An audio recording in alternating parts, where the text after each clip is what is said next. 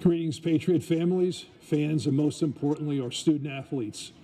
On behalf of our administration, Board of Education, and staff, I would humbly like to welcome you to Don Smolin Field here on the campus of Lenape Valley Regional High School.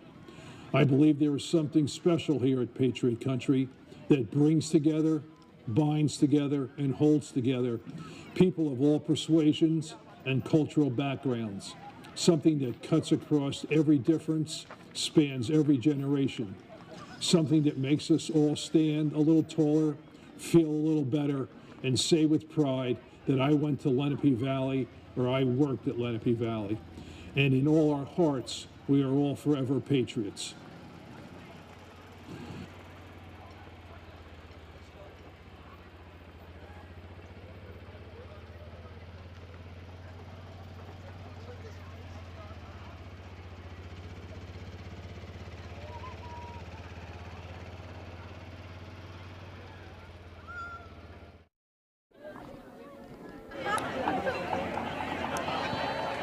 And welcome back to Don Smolin Field. We are here for Lenape Valley versus Wallkill Valley. And we are going to be looking at a very special night here for Lenape Valley Patriots, and especially the seniors. It is senior night. So we welcome everyone to watch the stream and come support the guys that have battled here for 4 years. As the ceremony is just about to start, the seniors will be escorted by very important people, especially their family. And a little blurb will be talked about each of them and about their time as a Patriot, both as a football player and as a student and attendee at Lenape Valley High School. As they're still getting set.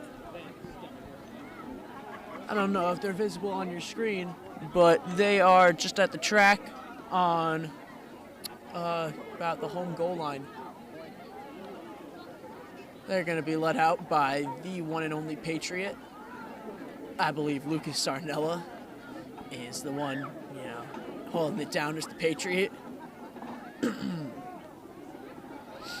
And I'm excited for a great game. My partner, Jacob Arnott, will be here. I'm Michael Mariani. And Jacob Arnott will be here any moment now. He just has to walk out with his brother, EJ Arnott, who is a senior.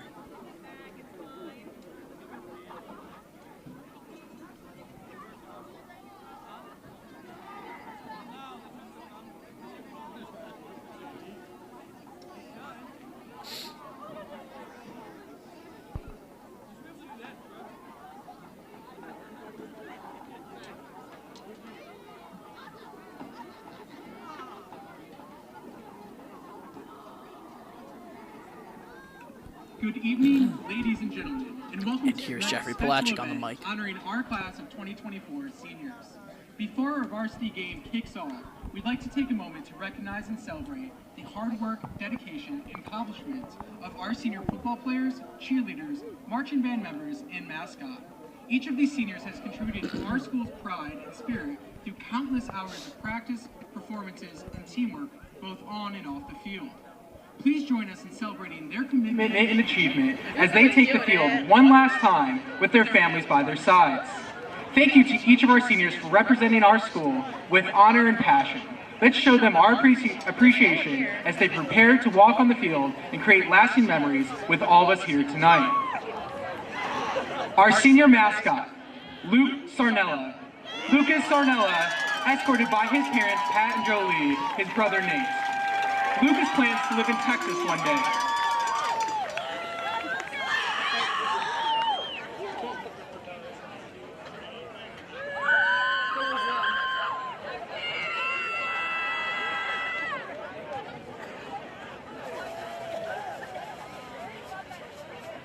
Our senior football players, EJ Arnott. Elijah Arnott, escorted by his parents Ryan and Kathy, brothers Trevor, Jacob, and sisters Maddie. Elijah plans to attend college, majoring in TV production, graphic design, and photography.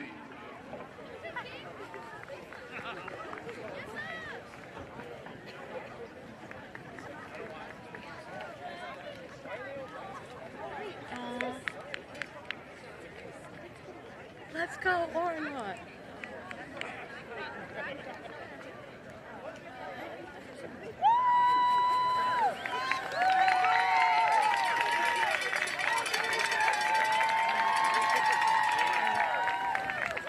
Jacob Bell. Jacob Bell, escorted by his parents John and Nicole, and his two brothers Kyler and Jackson. Jacob plans to develop his skills in e-commerce and find his passions through self-directed learning. Saki, you can't hear.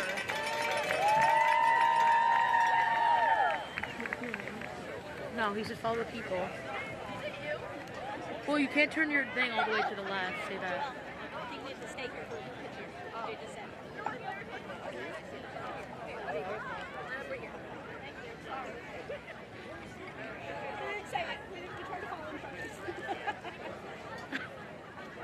He literally, you can hear him perfectly fine. Tanner Gabota. Tanner Gabota, escorted by his parents, Michelle and Tom, and his stepmom, Leanne. His sisters Brianna, Michaela, and Mackenzie, and his brother Tyler. Tanner plans to go to college to play baseball.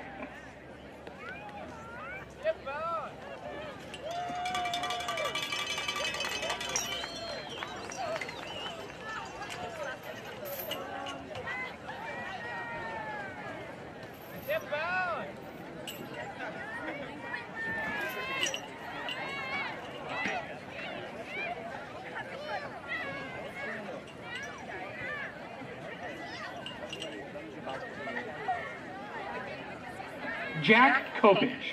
Jack Kopich, escorted by his parents Frank and Nicole and his two brothers CJ and Morgan. Jack plans to go to the Army and be the first trillionaire.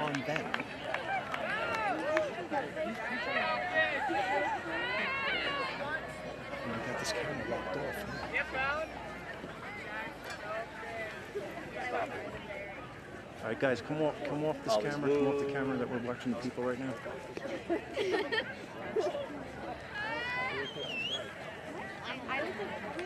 Trey Moody.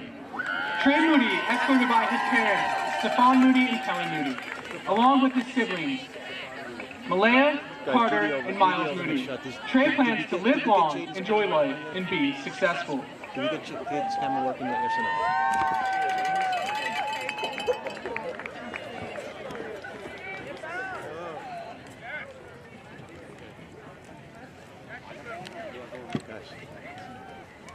You have this locked. You didn't unlock. Jack Phelps. Jack Phelps is escorted by his mom, Heather. Jack plans to go to a four-year college and major in business and play lacrosse. You see this here? The reason why this is like this. Five. Take that off. The reason why this is like this is because you unscrewed it. You're supposed to loosen this when you move it. I didn't touch it though. I know, you're supposed to touch it. You have to loosen it. Best dress, Stephon.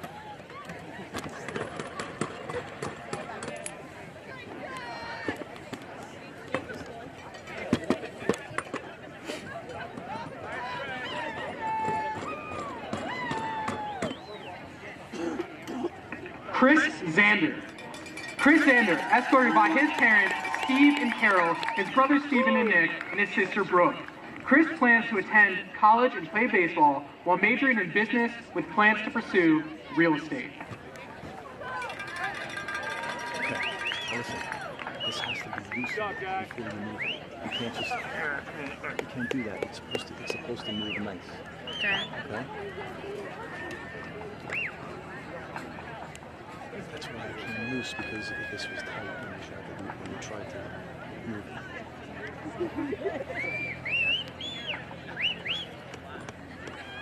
Michael Sweezer. Guys, Michael Sweezer, escorted by his mom, Marianne, Dad Jim, brother James, and cousin Bella. Mikey plans to move out west and join the workforce. Okay, yeah, I hear you. Who is that? Okay, so what is the status of Jaden's family? Jaden, hold on a second. What is the status of Jaden's family? No, I'm talking to Nathan. Now announcing our senior cheerleaders. Yeah, Nathan. Up first, Kayla Pigeons. Kayla Pigeons, escorted by her parents, Brittany and Charles Pigeons. Kayla plans to major in business after graduating. Well, what camera are we looking at? Are we looking at the back of people right now? What are we looking at? The overhead camera? That's the overhead camera, correct?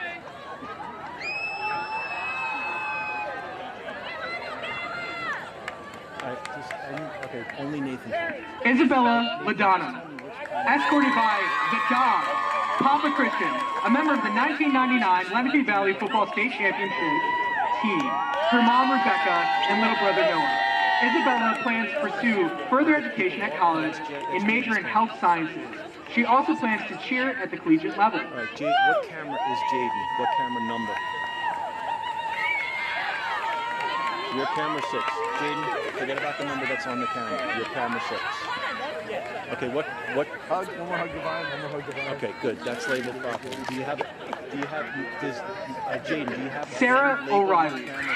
Tonight on the field, Sarah is being escorted by her mom, Janine, dad Tom, and brother Aiden. After high school, Sarah is planning on majoring in criminal justice at an undecided college. Should be good to go now. Just remember, this has to be loosened. This has to be loosened in order for you to move the camera. There should be no resistance whatsoever. Otherwise, something's not right. Okay? How am I supposed to get the camera? Do I just follow them when I get Stephanie here? De Los Santos. Stephanie De Los Santos is escorted by her parents Daisy and Eduardo, Because and her it two would be sisters shaky Angelina if I and Mimi. brought it all the way back. Stephanie and followed plans on them. continuing her education at Westchester University, where she will major in psychology and minor in criminal You justice. tell them that you have to, hold on a second.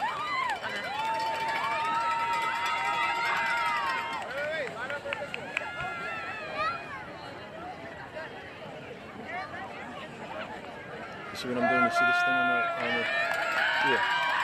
See this thing here? Now introducing the senior marching band. Ian Pirano. Ian Pirano, escorted by his parents, Larissa and Addison, and his little sister, Kathleen. Ian plans on attending a four-year college and majoring in cybersecurity with a minor in computer engineering. He also plans to be part of BCI and creating his own business. All right, who's hot right now? Oh wait, okay, camera 5, that's you. Okay, stay on camera 6. Stay off camera 5 right now. Ashley Mueller. Ashley Mueller, escorted by her parents, William and Christina, and her sisters, Cameron and Tabitha. Ashley plans on majoring in biology and hopes of becoming a biology teacher. I'm sorry, I got excited. Freaking out a little bit.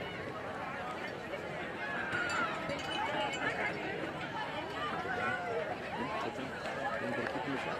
Keep in the shot.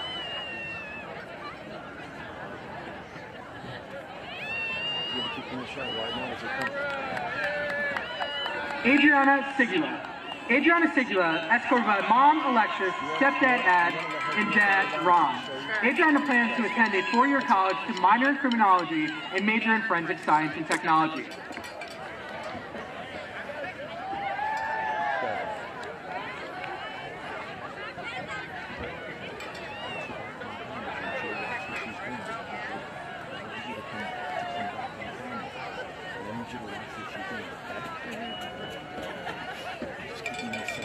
Kelly Morales. Kelly Morales is being escorted by her parents, Delmer and Erica, and her two younger siblings, Brandon and Kamala. Kelly plans to major in film and attend Pratt University in Brooklyn, New York. She hopes to work in film companies and have her own business in photography and videography. Just keep them in the center. Where's Right. Wide now. Come back. Tighten up. Brett Mayer. I'm following them. Brett Mayer, escorted by her parents, Michelle, Scott, and her siblings, Mitchell and Juliet. Brett plans to go to the New Jersey Institute of Technology to major in digital Which camera are they design. on right now? She hopes to be part of a small independent video game development team. Alright, copy that.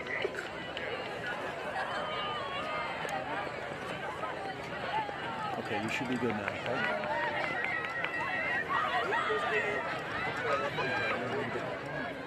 Derek Burnett. Derek Burnett, escorted by his mother, Audrey. Derek plans to achieve a degree in jazz studies at the university. He hopes to become a jazz musician.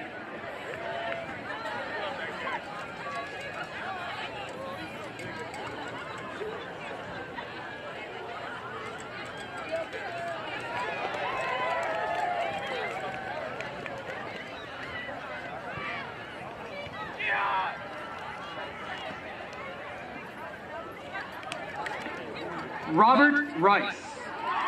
Robert Rice, escorted by his parents Diane and Shane, and his brother and sister Julie and Christopher. Robert plans to go to college and major in mathematics to become an actuary.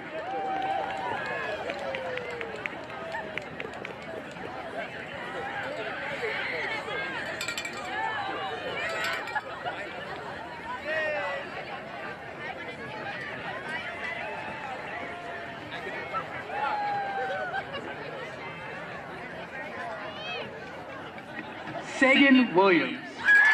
Sagan Williams, escorted by his mother Stacy, and his father Stuart. Sagan plans to attend Kutztown University for musical composition.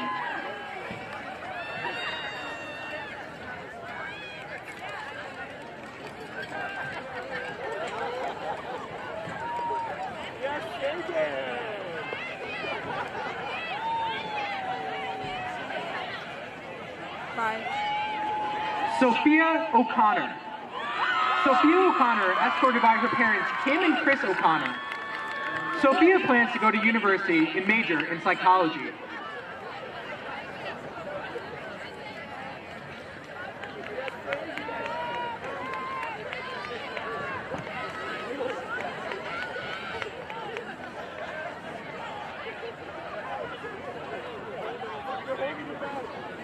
We'd also like to thank Hayden DeSands for taking great photography tonight.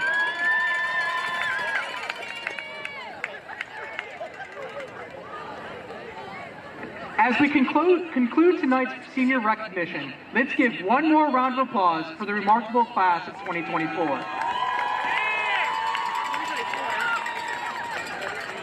Thank you to all of our seniors for your dedication, spirit, and hard work that have made this season so special.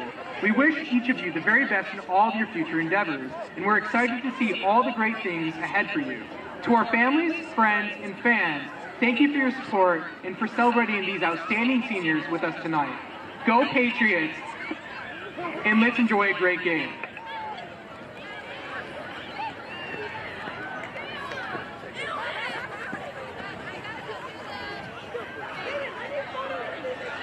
I'm gonna get the cheerleaders running out, or basketball players running out. The basketball players? I said cheerleaders. You said it had the basketball players. Cheerleaders. You said cheerleaders and the basketball players.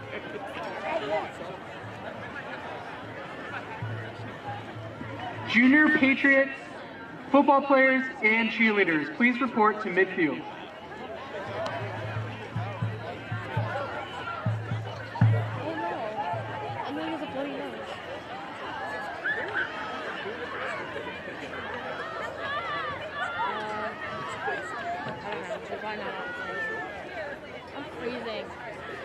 Ladies and gentlemen, before we kick off tonight's game, we're excited to welcome the future of our program, the 8th graders from the Junior Patriots football and cheerleading teams. These young athletes are the next generation of Lenape Valley pride, showing great promise and dedication as they represent the spirit and talent that will continue to carry our teams forward. Please join us in giving them a warm welcome as they take the field tonight, inspiring us all with their commitment and passion for the game. Let's show them what it means to be part of our Lenape Valley family. The football players, Jason Brennan, Thomas Centurion, Declan Ferenzio, Caleb Fredrickson, Cameron Grant, Morgan Kopich, Braden Lapiri, Matthew Lorenzen, Vincent Palmieri, Zach Paris,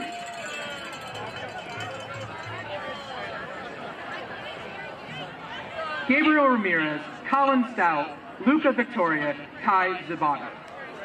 The coaches, Will Cisco, Tom Sierra, Brian Latari, Andy Grant, and Dave Champano. The cheerleaders, Noella Bloom Robinson, Kayla Calaranja, Wilma Cardona, Madeline Eckert, Colin Greiger, Ivy Heller, Haley Joyce, Kaylee McCall, Audrey Davis Perano, Sienna Planteramo, Demi Small, Maya Stanford, Ashlyn Tobin, Ariana Twong, Barbara Witt, and Aaron Winkleman. Let's give another big round of applause for our 8th grade athletes. Thank you to the coaches, families, and community members who support and encourage them along the way.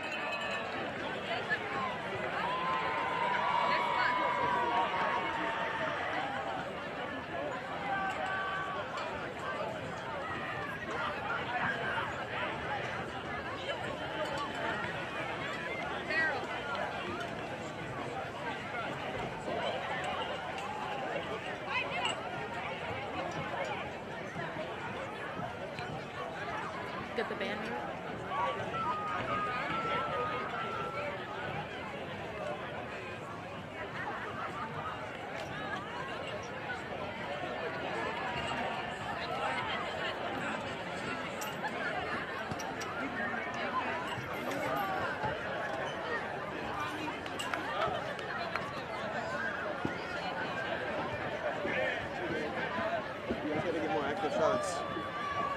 You guys gotta get more active shots of things. Like you gotta zoom in more and like, you know. Like see like what the action is. So you get a shot over the action over there. Interesting things. Maybe you get the crowd because they already have that shot. You can see on TV there, on the big screen. Oh, So Jackie, you get a shot of the crowd. the crowd, yeah. Yeah, and you just stay steady on it. And zoom out, you know. And like, and then talk to him, and talk to, like that, like, just like a white shot of the crowd, you know? Yeah. Yeah, that's fine. And then, talk to him, like, say, hey, I got a shot of the crowd. Jackie. Like, talk, like,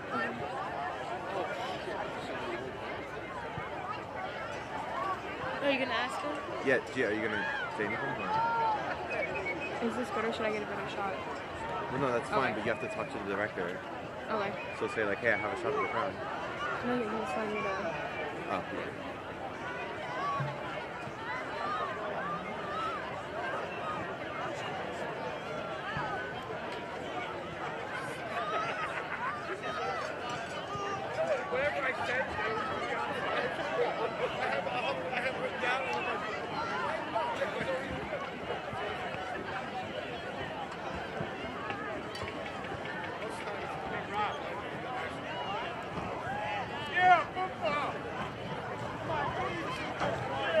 Who's live right now?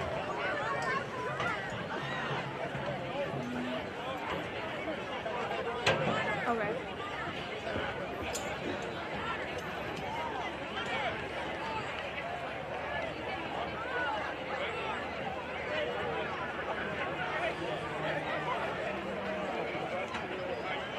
You might want to get in a little tighter. Jackie, you might want to get in a little tighter. Like zoom in more.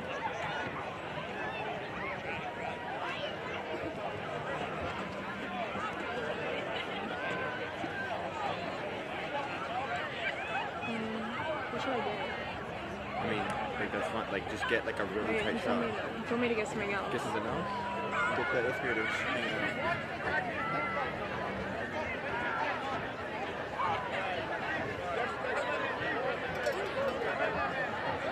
Well, ask him what he wants too. Like, Yeah, just let you get me shots. get your shot. What's up? How's it going? Okay. You can get those officials talking over there. Just let you get a shot of the crowd again.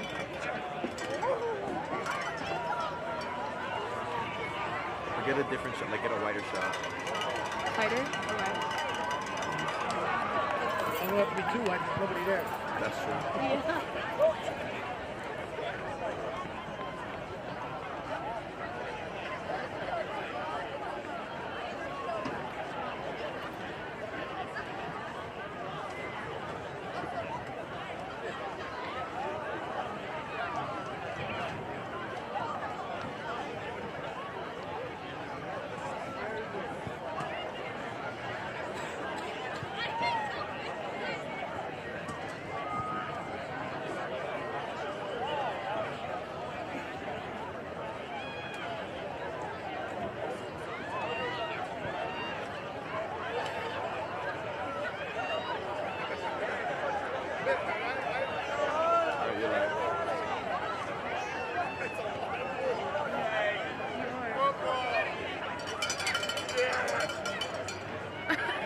You should get up there.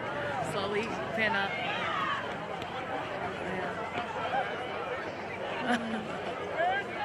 It'll go down, Yeah. You gotta get the girls in the front, the popular ones that are the most. Okay. The popular, oh, they like that.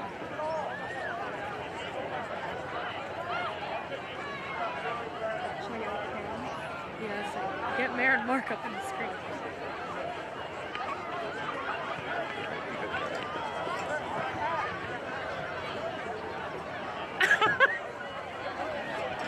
Oh no. Me too.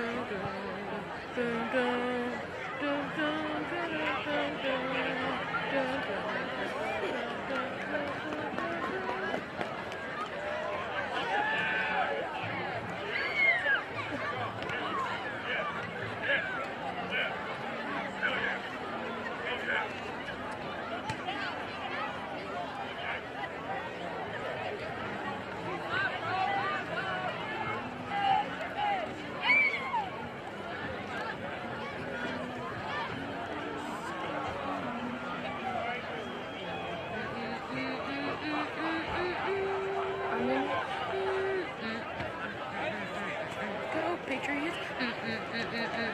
Go Patriots!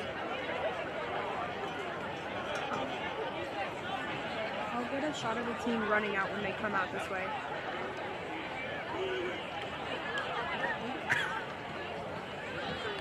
Oh my god.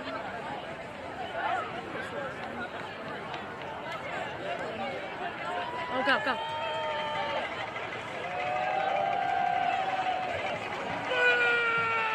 Oh, it's not our team. Never mind. I was like, why are they so low?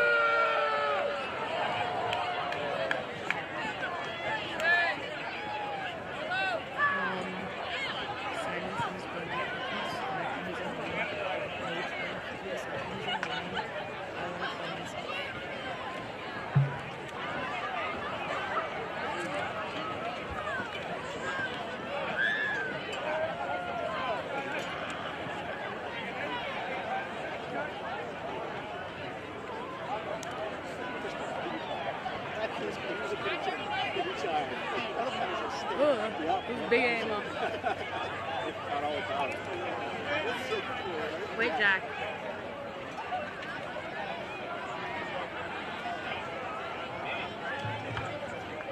Oh, move it up a little. Oh. Sorry.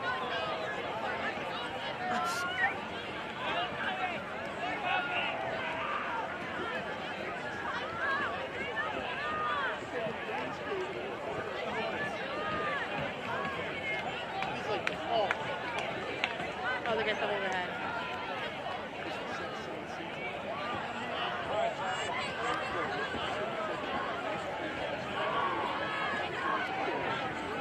And then should I follow them as they run out or no? Yeah.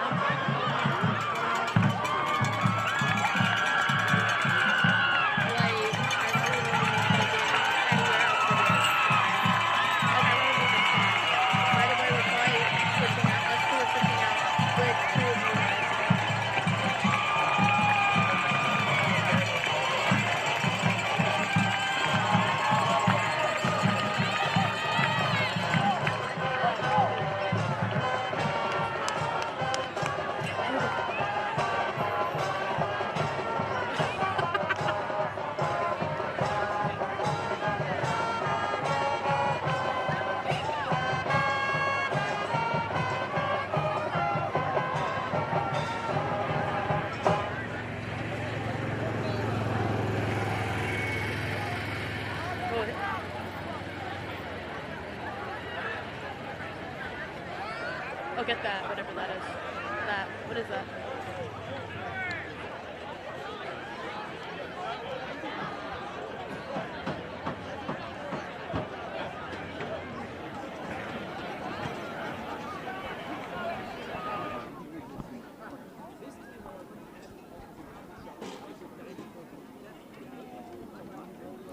And welcome back to Don Smolin Field on this chilly October night. We're here for the Rangers versus your very own Lenape Valley Patriots on a very special night, Lenape Valley Senior Night.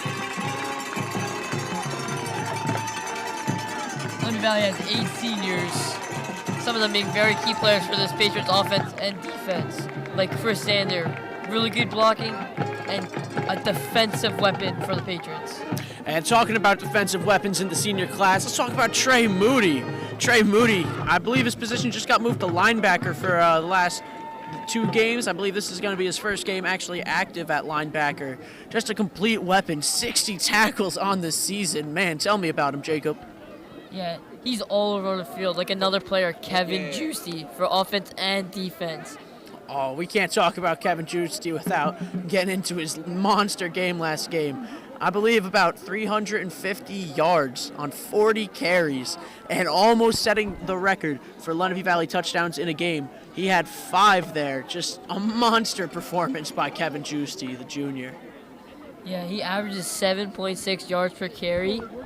And on the defensive side, he has 73 total tackles. Man, just a Swiss Army knife player. Dual threat. And as players are coming out of the huddle, we are getting ready for our national anthem, I presume. By the very own Lenape Valley National Champions Band. And yeah, that national champion band, no Mickey Mouse there. That is a legitimate championship. Our band really fighting hard for that. They practice every day, and you can hear them from the other side of the school. Doesn't matter what you're doing. You hear them, they're loud, they're proud, and they are the best in the state.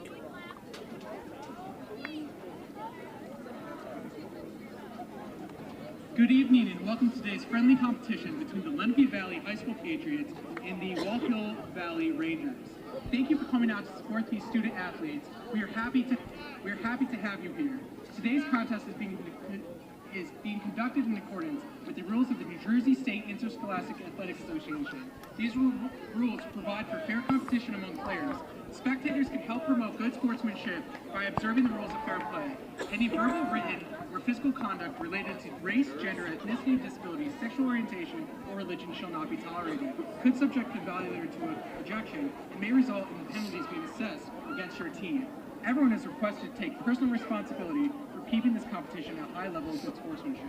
We are all people here. There's no need to be disrespectful or hurtful toward anyone. Be nice toward players, coaches, officials, and other fans. In accordance with New Jersey law, Lenape Valley Regional is a tobacco and cannabis-free campus at all times. Any use of tobacco and/or cannabis products in the high school or any place on campus is strictly prohibited. Violators are subject to a fine. Thank you for complying with this regulation designed to ensure the health of everyone. Ladies and gentlemen, at this time we ask that you please rise and remove your caps as we honor America with the playing of our national anthem. And the national anthem is about to start.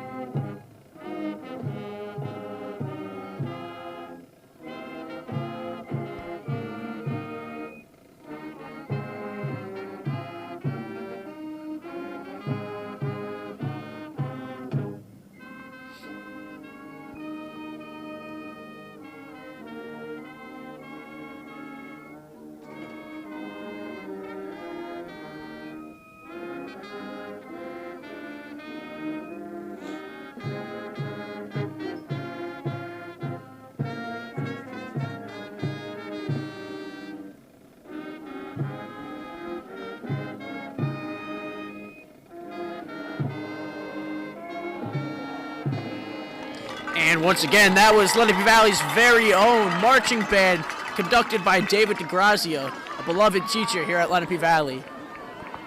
And if you couldn't tell by that performance, there's just even more reason as to why that band won so many accolades in the past couple of years.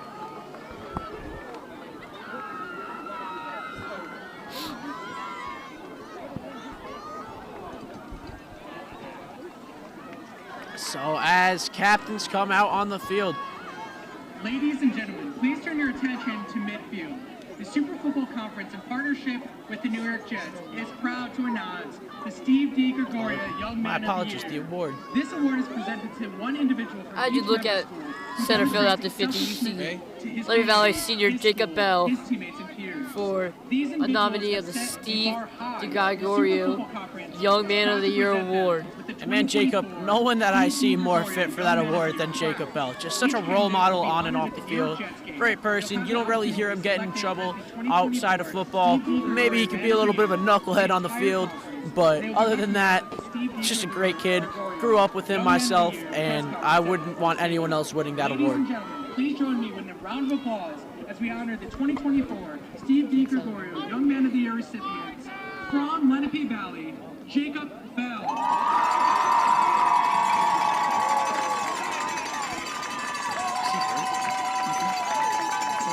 And from Wallkill Valley, Andrew Barta. Oh, it's Bardo. Okay. Let's give one more round of applause for these outstanding young men. Jacob Bell from Lenape Valley and Andrew Barta from Wallkill Valley for earning this prestigious Super Football Conference 2024 Steve D. Gregorio Young Man of the Year Award. Their commitment to their schools, teammates, and community are truly embodiments of the values of leadership, integrity, and service that this award represents. We're incredibly proud to celebrate their achievements tonight and wish them all the best as they continue to set an example of selflessness and excellence for all those around them. Congratulations to both Jacob and Andrew. Your schools, families, and communities are proud of you. Now, Jacob, let's take a look on the sideline. Let's look at the coaches for your Lenape Valley Patriots. Obviously, head coach, he's been holding it down for more than a minute now. Wade Pickett, tell me about him. Like, what do you know? For your safety and Wade security, Pickett is the not athletic just department a coach on the field, he's a coach in the encourages you to be classroom. aware of Everybody any loves this class and how he any teaches in the suspicious activity classroom. does here at the announcement And, immediately. you know, aside from Pickett, you got other great guys, Suspicious activity. especially Coach Groom. Coach Groom, from my experience as a football player, he's hard on you, but deep down he loves every one of his guys. He jokes around with them, and he's just a joy to be around, even though sometimes he's not in the best of moods. And then you got coaches out there that maybe football isn't their first sport to be coaching, but they still bring the same intensity nonetheless. No more than Coach Rich Sapazian. Rich Sapazian, he was a teacher down at Valley Road School for a while, just moved to Lenape Valley now, and he's been a fan favorite here by all the students. His classes are just really enjoyable, as from what I hear from students, and the intensity he brings in both lacrosse, his main sport, and football, where he doesn't have as big of a role, he's still counted. Man, I don't even know what to say about him. He coaches like his life depends on it.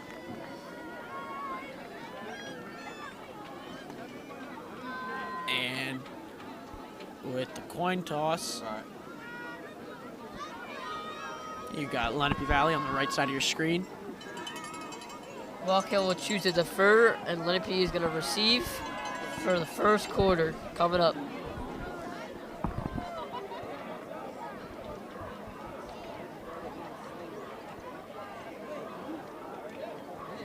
Wallkill Valley has won the toss and has deferred Lenape Valley to take the opening kickoff.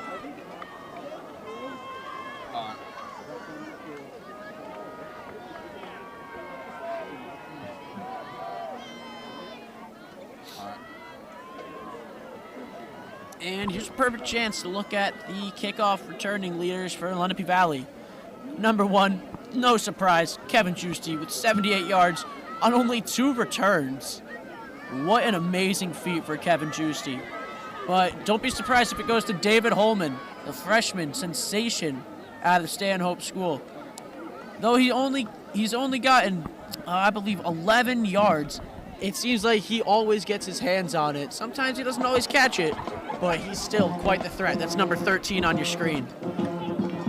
Right about the 30-yard line. Look out for him. Back for the Patriots, you got Tyler Brennan, number 22, and Trey Moody, number 20. Got to watch out for Moody, especially with the guy in front of him, yet again, David Holman. Holman, no stranger to setting huge blocks and gaining momentum for this team.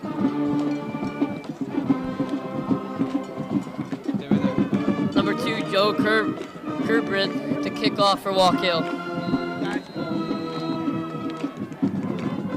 And the kick by Kerbrin is off and away, and we are playing football.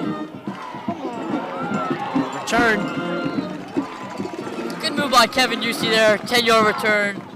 Lenape Valley will take over Just at adding their to own Juicy's 44. totals. So let's take a look here at this Lenape Valley offense, led by senior number 11, the quarterback, Tanner Kubota. Tanner Kubota's got an impressive 420 yards on the season on just about, he's got about 76 attempts this season. He's averaging about 5 yards per pass, and Lenape isn't really a passing offense, though. You can tell by his only mere 77 attempts. His favorite target is number 10, the junior, Chase DeOliveira. DeOliveira leading the team with 169 yards on the season as he's in motion.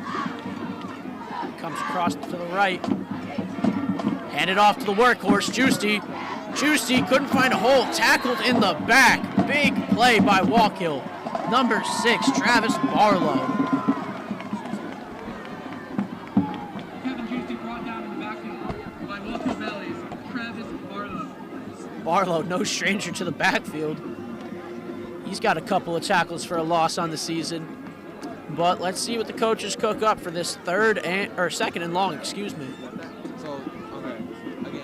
Kubota in the shotgun. Give it to Rosario. Rosario breaks contact. He's only able to power forward about 4 yards. Aiden Rosario carries up the middle for a 3-yard gain. 3rd and 11, Patriots. 3rd and 11 for Lenape Valley. Gotta imagine they're gonna air it out here with Kubota. And Kubota, he's got one heck of an arm, doesn't he? Yeah, he's always in that weight room.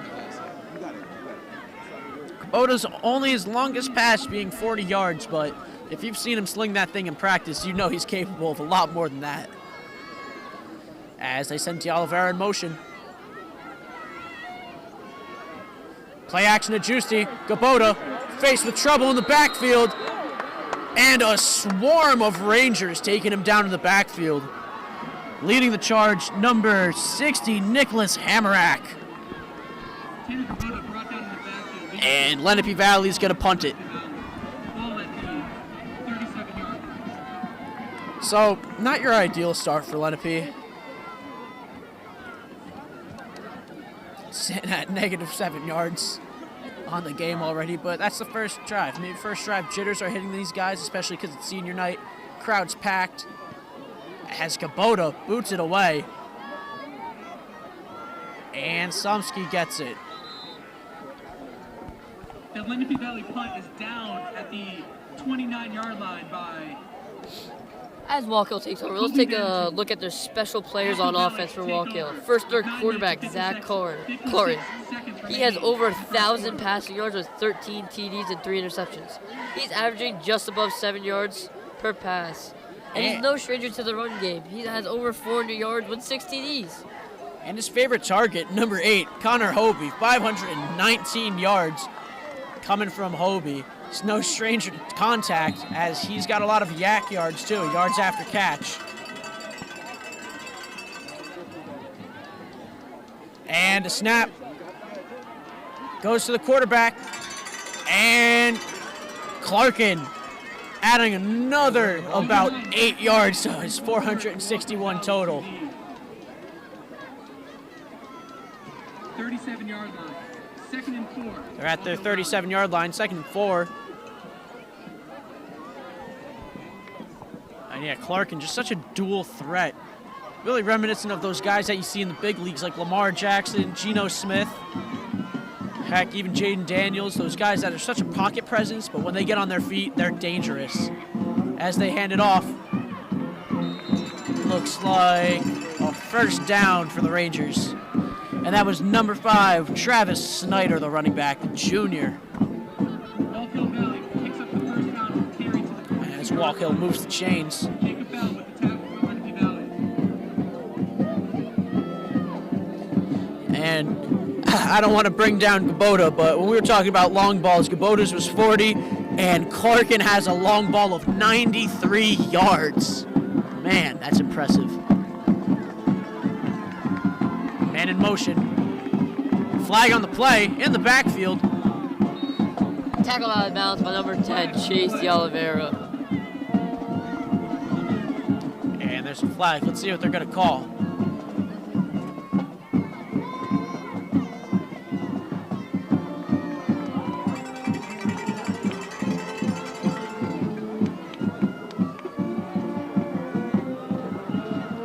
And looks like it might be on Lenape.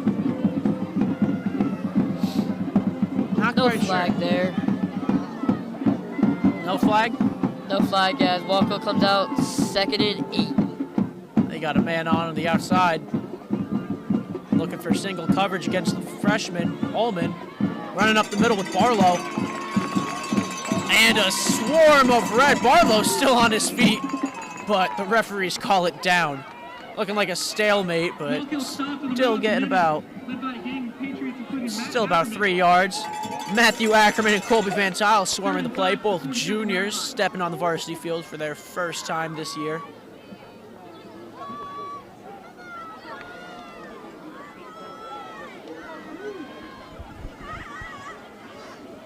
And 3rd and just about an average 5 yards, it looks like. Let's see what they pull out here for the Rangers.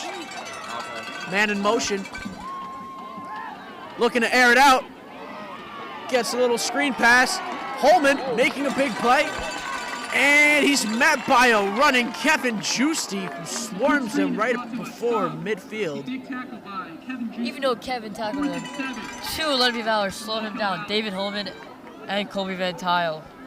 And man, when you say that name, Colby Van Tile, especially on defense, I can't help but think of that Newton game. Remind me, what was that play at the end of the game? I think he had a pick 6. Pick 6, about a 40-yard return. Walk-off pick 6 by Colby Van Tile. And ever since then, it seems like that's kind of unlocked a new mindset. He's been a different animal as the Rangers start to punt it. And the punt. Line drive. Holman not going to take it. He's running away from it. Great punt by quarterback Zach Clorid. Man, what can't Clarkin do? He's good with his hands, good with his feet. Man, this kid's talented. Seems like both quarterbacks for both teams can do everything. Really? Both punting, both throwing in, both running. And as we're talking about quarterbacks, big number 11, Tanner Kubota, potentially his last home game of his career. And he hasn't started.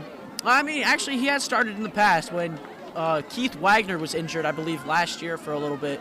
The pressure was on Kubota, and he handled it well, and he's clearly showing that he was built for the moment, starting every game this year for Lenape Valley.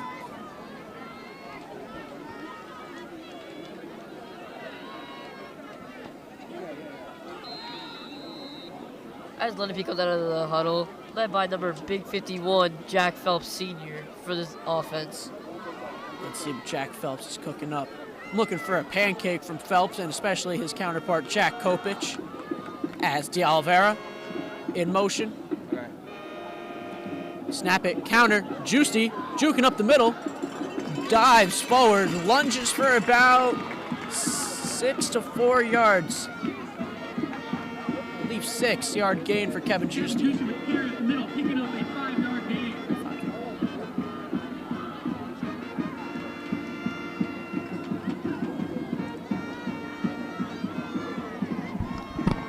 And 2nd and manageable.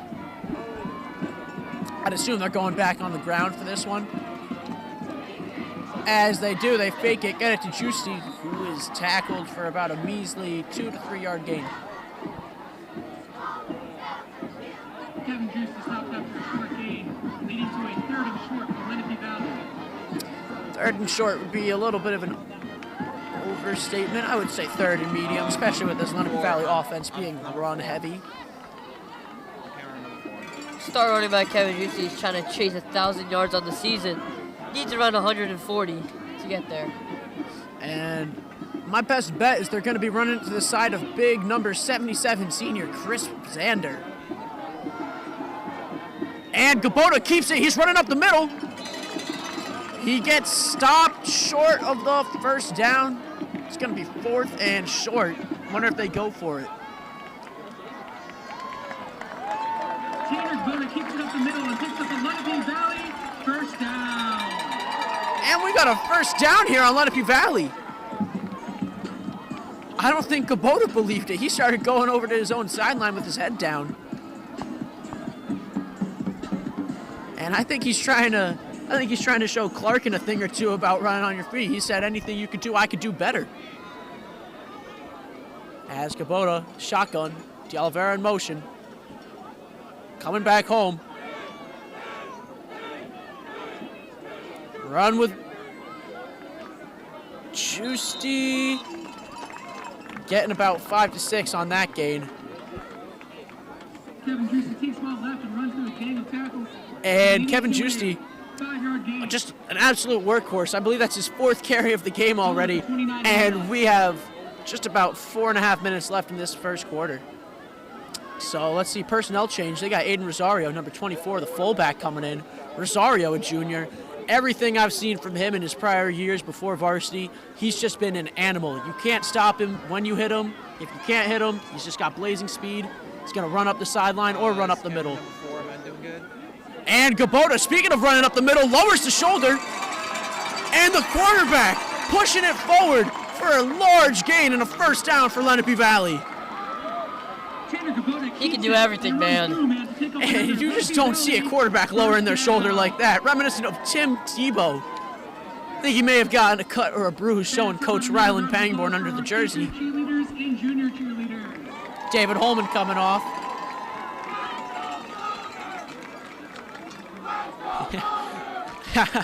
I'm not sure if you could pick up what they're saying in the student section, but I'm not gonna be repeating it. That's one thing great about Lenape Valley. We've got such an animate student section, and I'm sure it really pumps these guys up, especially at home. As the counter with Juicy tackled after about a 3-yard gain. Kevin already having 15 yards on the day through 6 carries. And I believe, what was the grand total? He needs about 131 yards or something, 139. Yeah, he's trying to get that in the regular season for a big milestone for him. And one thing about Juicy that you haven't seen from Lenape running backs in the last couple of years is consistency. He's never hurt. He takes care of his body, something you can't really say for the guys in the past, such as Ryan Stricchiola and David Perez, 2 guys that were just straight animals, but they just couldn't stay healthy. As they go to the freshman, David Holman. Holman has room to run, spins inside. There's a flag on the play. Travis Barlow disrupting the play.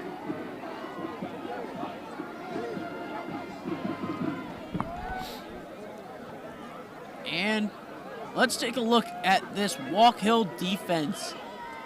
The leading tackler looking like Zach Clarkin, the quarterback. Man, this guy's insane. Oh, excuse me, Jake Van Ewen with 37 solo tackles, a linebacker. Number 4. Where's the ball? But that is once again the quarterback making the play on defense. Something you don't see from Lenape. They usually try to preserve Kubota for just offensive purposes. And look at that strut from 51, Jack Phelps. Just the confidence he has, it just oozes on the field, and it really pumps up his guys. Lenape's got trips to the right, as I said, David Holman in motion. Holman coming back around. Little orbit action. Hand it off. Juicy, he's got room. Juicy powering through. Huge gain for Lenape Valley. Kind of looked like the Statue of Liberty play there by Tanner Kubota. Yeah, that was very creative by the coaching staff. I'd assume Ryland Pangborn would be coming up with that play.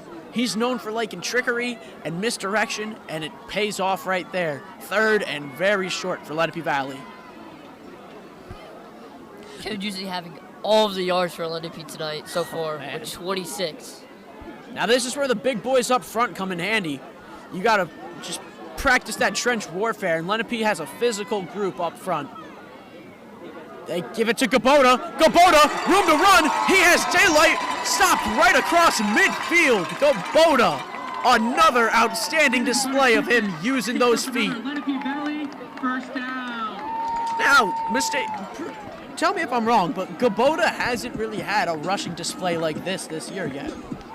No, not really. He's got a few yards here and there, key first downs and some touchdowns, but that was a big run for Tanner Kubota. very big, and he's coming with a different energy, probably pumped up with this being maybe his last home game.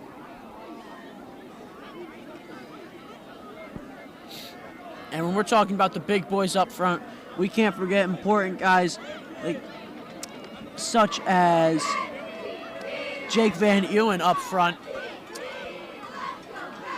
And they give it back to Kubota. Kubota in the air. Got to watch out for that. But he's able to sacrifice his body and moves it up about 3 to 4 yards.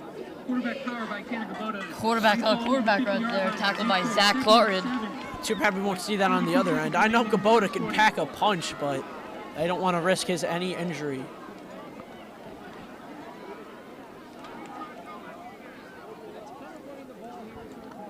Ball right across the 50 at about the 53. Or excuse me, 47, sorry.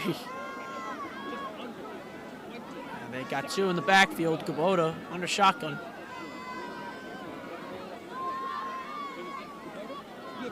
Juicy surveying the field, finds a hole, and swarmed by Rangers. Whistle just now blows. Who would have thought that play was dead for a little bit, but I guess these referees know Kevin Juicy can't call anything over when he's got the ball. As the first quarter ends, score 0-0. Lenape Valley shows the ball at Wallkill's 45-yard line. And when we return, it'll be a 3rd and medium for the Lenape Valley Patriots. I think now's a good time to talk about a little bit of history between these two teams. Lenape Valley has a record of 3-2 against the Rangers in their last 5 meetings together. The Patriots are coming off an outstanding victory against Hackstown last week, led by Kevin Juicy, where they outscored them 53-32. Rangers are coming off a loss against Newton 17-7, as they look at the end of the regular season with a victory. And that victory against Hackettstown, man, that's just not any regular win by the Patriots. That was a sheer display of dominance, especially by the Kevin Juicy. Kevin Juicy, man, I can't get enough of this guy. Just a powerhouse. He might not be the biggest guy on the field, but he's always bringing the energy, the intensity, and that overall winning mindset.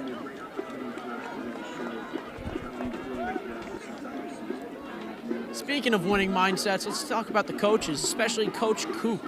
Coach Coop's been here for a while, and that winning mindset has spread on to his son, Sean Cooper, who plays at Rutgers University. Yeah, he's our line coach, and man, he gets them fired up. You can go check him out at Capco Sports. Yes, sir. And Kubota once again in the shotgun. 2 backs in the backfield. D'Oliveira in motion. We've seen this movie before. Juicy, handoff, makes the move. He's got daylight. Juicy taken down after a monster gain. Lead blocking by Chris Zander. Big body senior. Laying the boom down. First down. And that's a huge energy play for the Patriots. And when you want to talk about blocking, look no further than number 88, the tight end, Ben Sumsky. Might have a slender frame, but he is powerful. He gets low despite him being about 6'3". And handoff. It's a fake. Kubota couldn't stay on his feet. Loss of about 2 yards. Tackled in the backfield by John Camarada, a key player, senior for this Wallkill defense. And this Wallkill defense, though they've let up a couple of big yards, they've gotten some of those yards back in the backfield. Straight up living in there right now for Lenape. Special shout out to our Lenape Valley's mascot, Lucas Arnella, also known as Slook, for being here and hyping up the boys on the sideline. If I'm not mistaken, doesn't he have a YouTube channel, Slook on the Go? I think so. Go subscribe to Slook on the Go. And Juicy cuts it up. Great blocking. Great block by number 66, Jack Kopich. As Ryland Pangborn animate on the field. Kevin Juicy's hard running picks up a gain of 6, leading to a 3rd and 9. Gain of 6, 3rd and 9 here for Lenape Valley. Think they're going to air it out for the first time this game?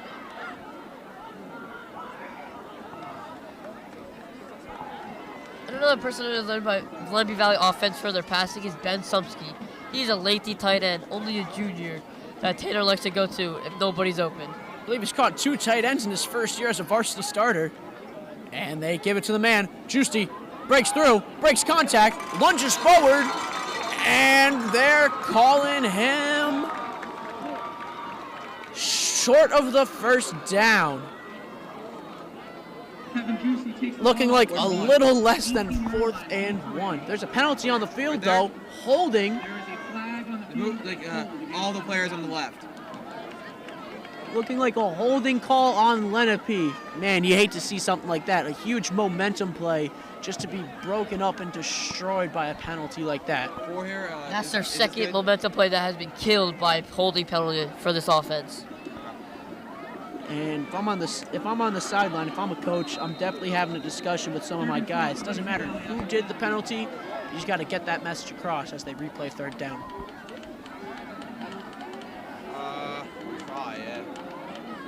Interesting formation. And they snap it to D'Olivera, the wide receiver in the backfield. Get it to Juicy. Flag on the play, but big number 23 in the backfield. That was a huge play by Joe Morocco. Morocco able to read the offense, not letting them fool them with that trickery of that formation. Face mask on the defense. Levy will be rewarded. That is another one of those momentum-killing penalties. I mean, you just got a big stop in the backfield, great defensive play, and you're just going to ruin that with a face mask.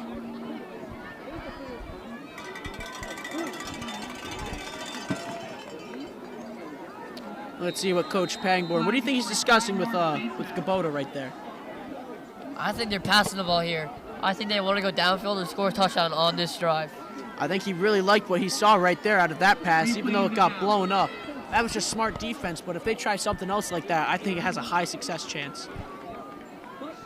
As Kubota is in the shotgun.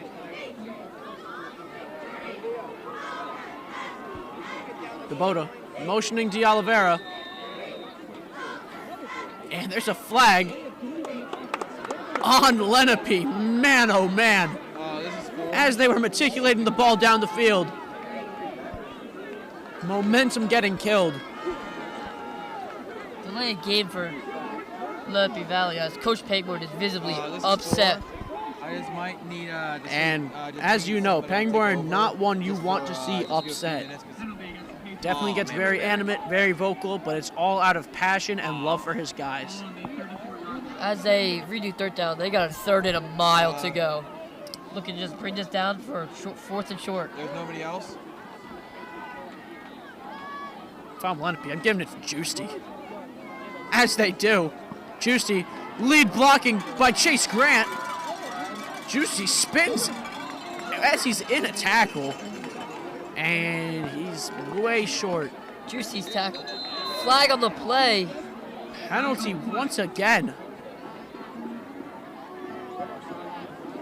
And once again, it's on Lenape. I'm not quite sure what it is yet. Sideline warning. Sideline warning 5-yard penalty. on one of the coaches. And if you're Lenape, honestly, if I'm one of the players, I'm taking that as motivation. These guys want to be on the field with us, and they're as animate as they are. Just be out there as Wade Pickett sticks a foot onto the field, almost mocking the referee. I don't know if anyone witnessed that. Go and replay it, check it out. 4th and long here, looking like Tanner Kubota back to punt. And with Kubota's boot, it's looking like it's going to be a potential touchback, but with his control, he could put some backspin on it. Doesn't look like he does. Looking good. Can he save it? And no, touchback. Sumsky couldn't get to it in time. I don't think he knew where it was, but that's all right. As the Rangers are taking over the ball.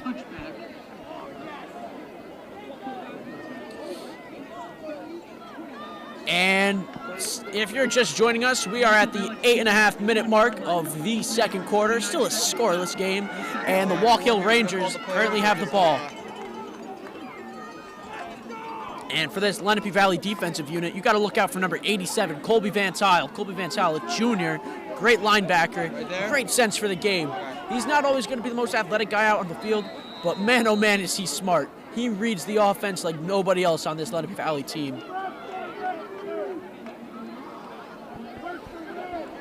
And it's Clarkin handing it off right up to Travis Snyder. Travis Snyder getting a lot more action tonight than I'd expect.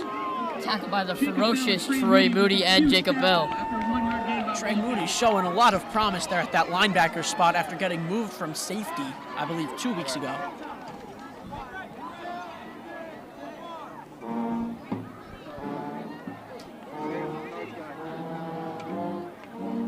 And the huddle being broken right now.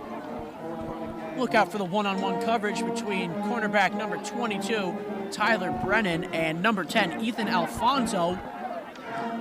And sacked by Jack Phelps! Jack Phelps, born in the backfield, gets there for a monster loss for Lenape Valley. 3rd and long for Wallkill Valley. This defensive line for Lenape is outstanding. Jack Phelps showing that to the fullest extent. Felper busting open a hole and shooting his shot right through to disrupt the play and back them up to right about the 15-yard line. 3rd and incredibly long right now. Twin set for the Rangers. When the ball was thrown. Ready for Clarkin Juicy to back make to a pass. play. Another sack! Jacob Bell this time! Jacob Bell! A man amongst boys, powering through and finessing his way into the backfield for a loss. Ball at the 9-yard line. 4th and 20. A 4th and a ways to go for this Rangers offense, as it looks like Zach Larkin is backed into the end zone punting. Clarkin punting this from the other county. And as you hear the Lenape student section, exuberant for Jacob Bell. And if I'm Lenape, I'm going for the block right here. Phelps. Almost Van blocked by Tile Colby Van Tile. almost got to it. And it's going to stay right at the 40-yard line. Some great field position for Lenape Valley, wouldn't you say? Yes, 40 yards for a touchdown. They need to capitalize. As 6 minutes left in the half. 40 yards, that's just about nothing for Kevin Juicy. He could get that in the blink of an eye. But don't count out the other guys like Chase DeOliveira, receiving threat. He's played quarterback most of his career, but this move to wide receiver has been seamless for him. Am I still hot? I'm number 4. Yeah, he has 202 yards on his season with 3 TDs. And on the defensive side, he has got 40 tackles. A lot of these men for Lenape Valley are dual threat. And here we go, DeOliveira once again in motion. And handed off to Juicy in the middle. No hole created. And Juicy doesn't go down, but he gets stopped at the line of scrimmage. Kevin's got 61 yards tonight, already almost halfway there to 1,000 yards. I would imagine this Rangers defense knows who they're giving the ball to. Yep. Especially after that monster game. It's insane because I've talked to Kevin in school, and he shows no signs of fatigue after that game, which is just incredible to me. Really shows just his conditioning, his strength, and his overall just positive mindset. Oh, yeah. Sorry. Let's go right back to him. Has a couple of blockers. He's dancing. He's pushing forward. Kevin Juicy, you can try to stop him, but you can't quite contain him. 11 yards for Kevin on that carry. Juicy picking up the first down, flag on the field. And Rangers are getting excited, thinking someone may have said something. Might have been Juicy. Unsportsmanlike conduct for the Lenape Valley Patriots, and they're going to be going back once again. Man, Jacob, this reminds me of that field hockey game we called the other day. It's like these penalties are equivalent to those corners we were seeing. They just keep happening, and nothing good is coming out of it.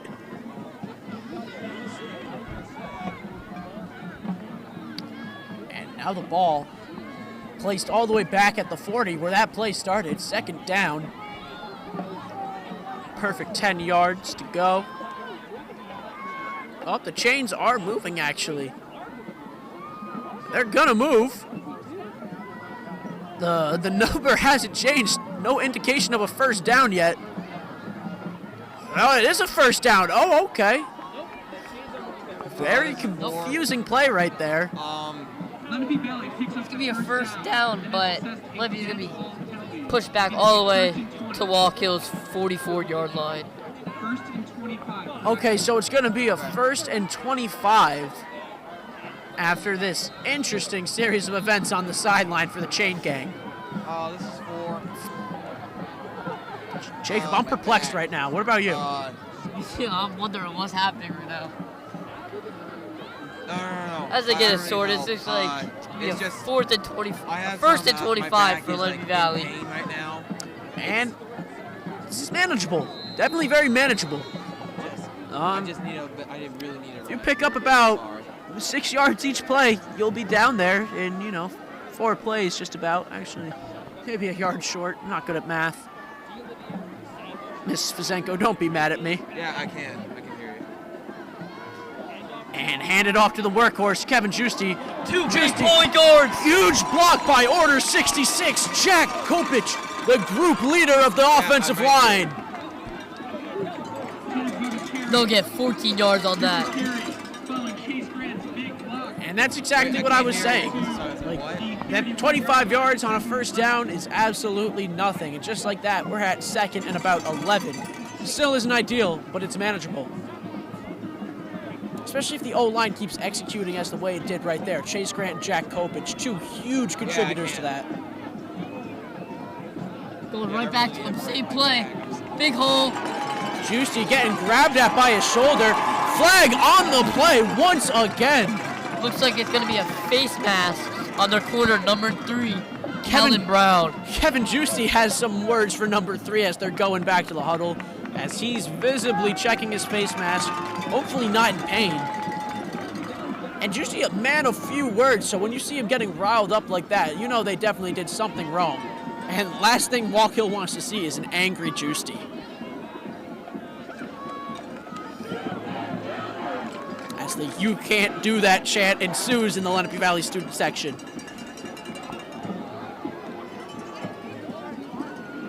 After the hard run and the penalty, Lenape Valley has the ball at the 14-yard line. And as this play is about to start, let's give a hand to the Lenape Valley Lady Patriots cheerleading team. Doing a great job providing the energy that these football players very much need.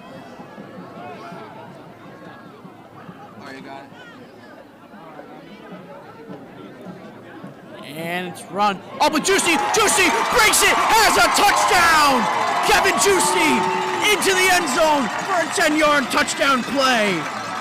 And Lucas Sarnella, the Patriot, doing the worm. Man, Mike, that's 6 carries in a row for Kevin Juicy on the same play coming right with their 2 calling guards. And Kevin Juicy, an explosive athlete, showing you there, going from 0 to 60 real quick. Tanner Monroe's going to line up for a PAT here. And they're going for the extra point. Kubota up and in for Lenape Valley.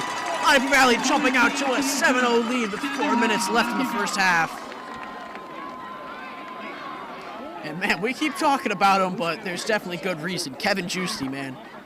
With all those penalties, Lenape Valley capitalized. It's a really good thing for them.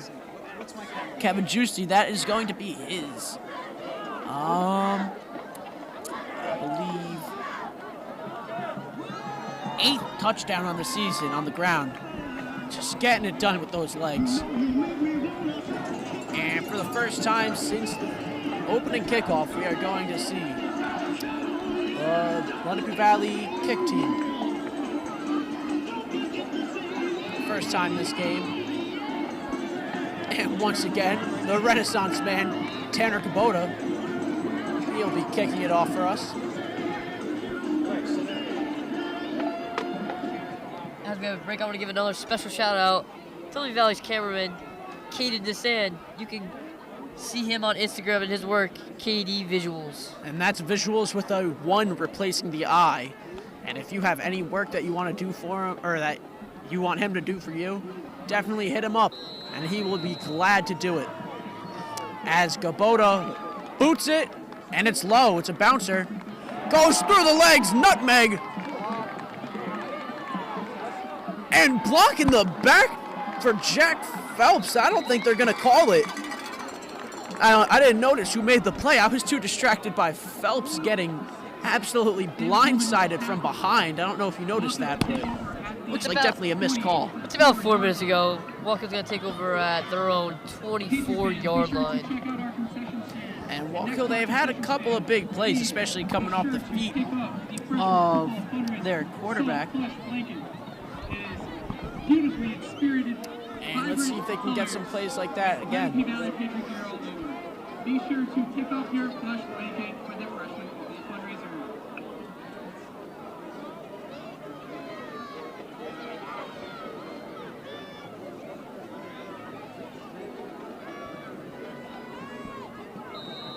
And it's going to be Clarkin in the shotgun. Clarkin keeps it. Tries to find room. Can't get it. Jacob Bell with the tackle. Assisted by Tyler Brennan, the cornerback. And Bell doing a great job of breaking down before his tackles. Most of these guys would just go right by looking for the big hit, but Bell calculates it, slows down, and leaves no room for error. And it's a tackle, just about a 2-yard gain.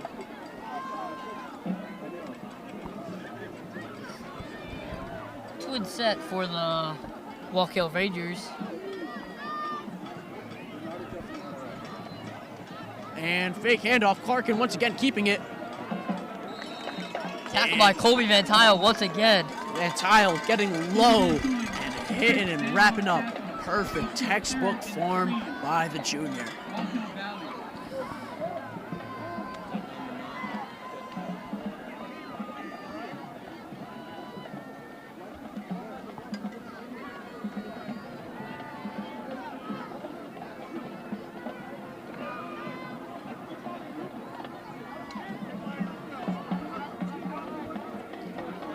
Colby Van Tile is chasing 50 tackles on the season as he gets his 47th.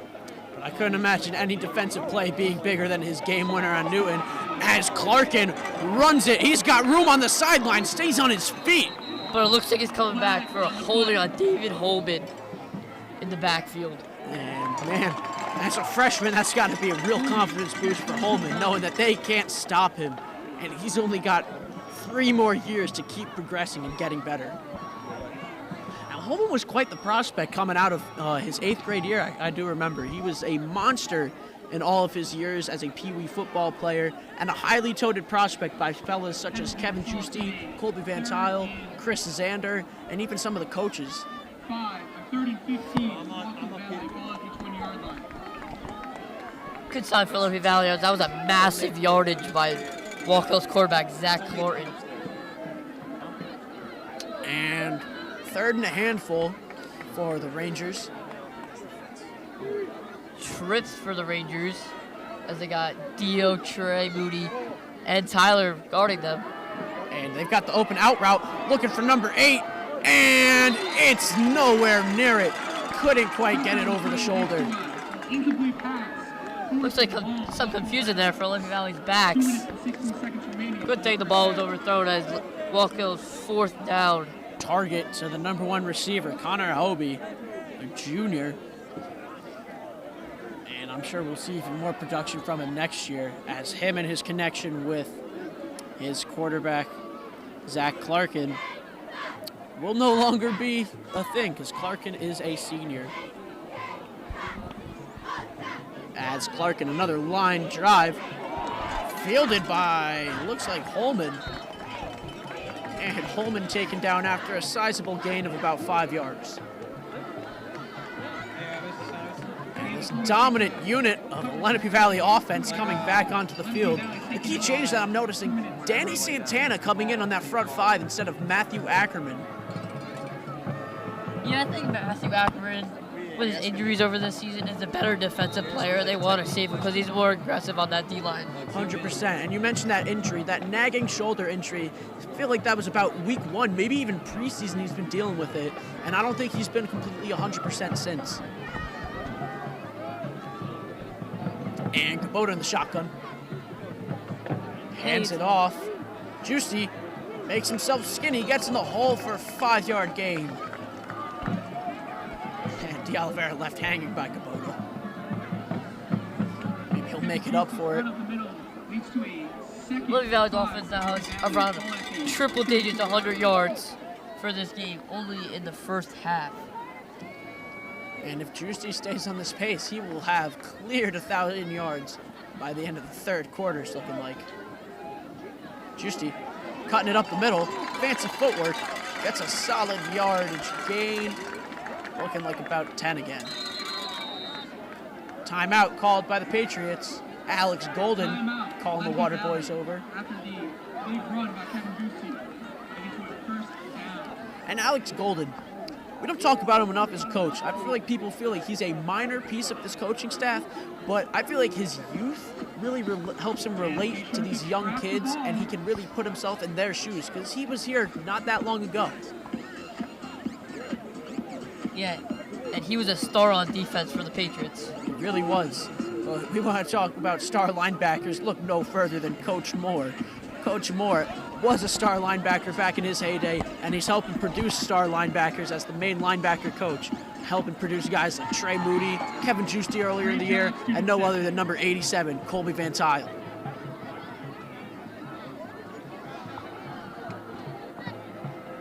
We give all this credit to these guys on the field, but the more and more that I see these cheerleaders do things like backflips, I just can't help but just think, like, how do you do that? Hard work, talent, and flexibility. Insanity.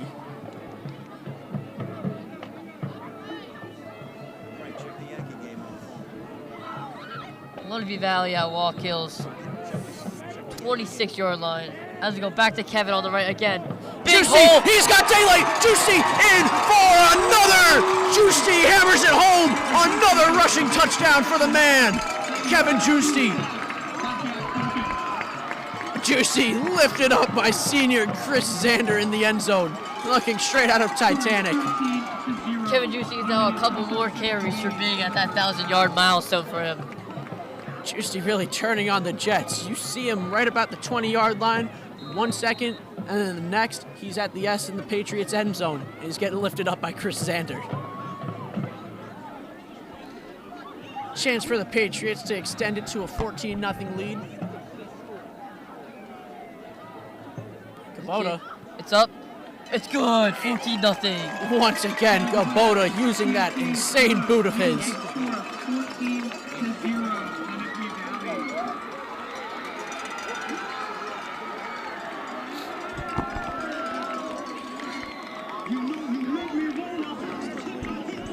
And if the Patriots were to win this one, this would be only their first home win of the season, but it wouldn't come on any better night. Senior night for these guys, and this student section is as packed as I've ever seen it.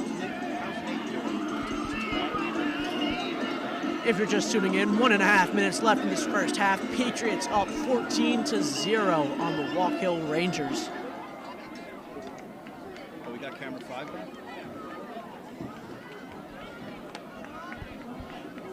And seeing a familiar unit, the Lenape kickoff team. Be on the lookout at the bottom left of your screen for number 33, Anthony Quinn. Anthony Quinn known to get into a couple of hijinks on the sideline. And he's definitely one to bring the boom. Another one to bring the boom is junior number 23, Kyle Shield. He comes with a full force of steam. And Kubota, it's on the ground once again. Oh, great hands by number 1, Ryder Riccardi. As it's tackled by 87, Colby Van Tile. Van Tile, the manimal. Get some love from Tyler Brennan. The 38-yard line. Wallkill Valley taking over with 1 minute, 23 seconds remaining in the first half. minute 23 remaining. Rangers have it on their own. Looking like their own 36-yard line. Yeah. 4 is now controlled by me. Looks like QB Tanner Gabota is now playing defense as they put 3 safeties way back and Yeah, 4 DBs at the first round marker. Yeah, you really don't want to risk a big play, and you know that no one more than Zach Clarkin is capable of making a big play, especially for this Wallkill team. As a little screen pass. Holman forces him out of bounds. A little slide in action, slip and slide. Another target for their star receiver, number 8, Connor Hobie. Push out of bounds after a 3-yard gain. And Hobie, before this game, well eclipsed over half a grand yards, and now he's looking to add even more. As the clock is stopped, he was out of bounds. And it's Clarkin once again in the shotgun. Got it back behind him. Doesn't hand it off. Looking for the out route. Number 10 couldn't catch it. That was targeted to Ethan Alfonso.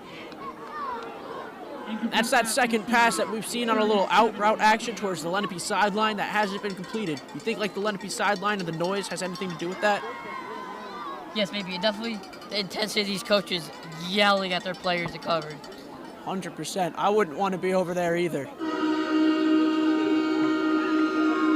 And as you can tell by the whistle, it is third down. Big third down from these Wallkill Rangers. To make or break the rest of this half. As our Clarkin. Clarkin back to pass. Clarkin hits him across the middle. He's got daylight. Patriots. Juicy brings the boom. Forces Accardi out of bounds. The senior. Big pickup on Luke Foley. Pushed out of bounds. We haven't seen much of number 1 Ryder Accardi, but when he gets the ball, he makes a big impact for this Wallkill Rangers. 33-yard line.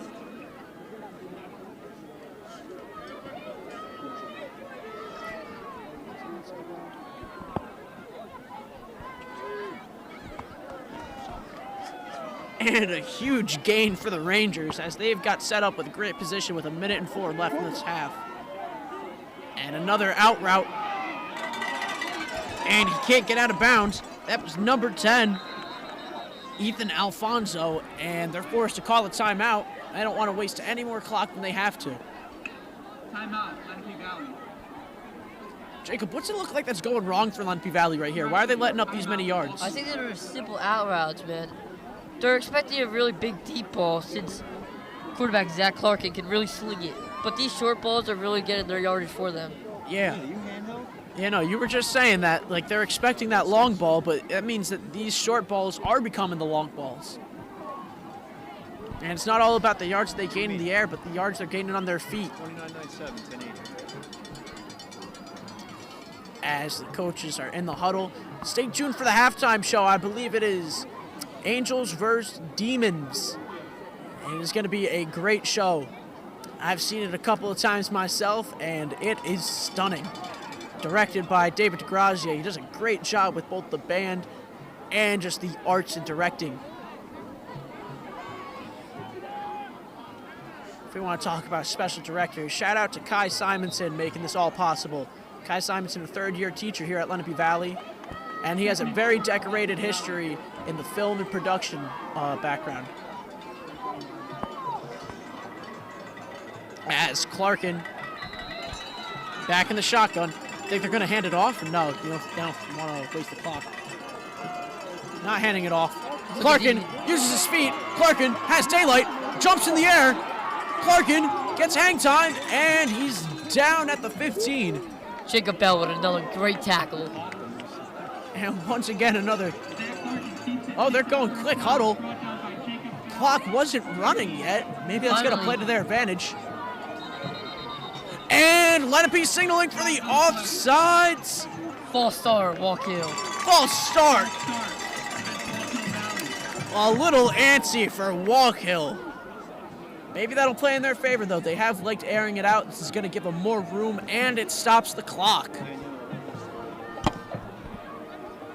Still first down for Wallkill. Now it is first down from about their own, or from, excuse me, Lenape's, what did you say, about the 17-yard line? Ball at the 18-yard line. And Clarkin looking to throw, slings it outside.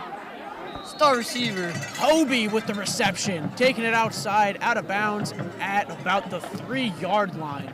Another quick slant out route for these Rangers, really getting it done with 28 seconds left. Great field positioning. 9-yard line. And he's out at the 9, excuse me.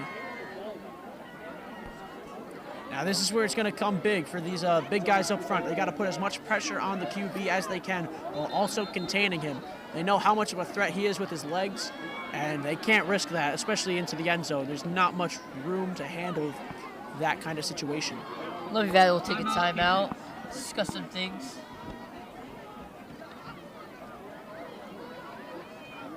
And as halftime looms, I'm sure they will be fueling up with Gatorade, Powerade, and the patented fruit snacks, I believe. That's become a staple in the Lenape Valley culture at halftime. Yeah, but I have some myself. They're actually pretty good. I don't know what Lenape puts in those things, but they definitely get the job done and get the players rejuvenated for a monster second half.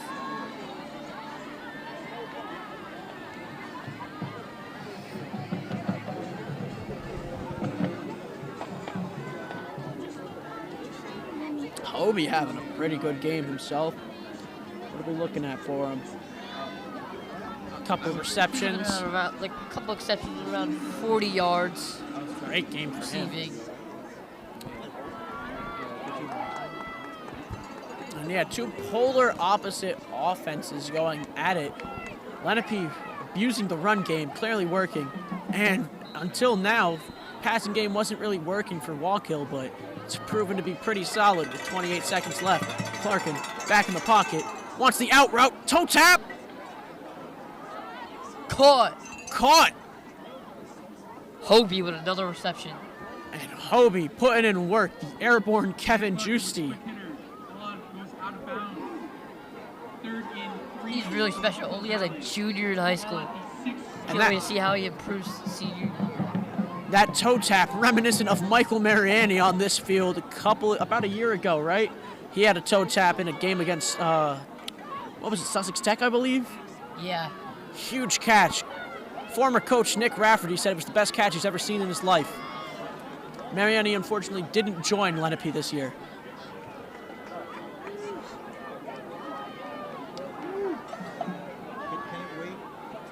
And Jack Phelps directing the defense for Lenape.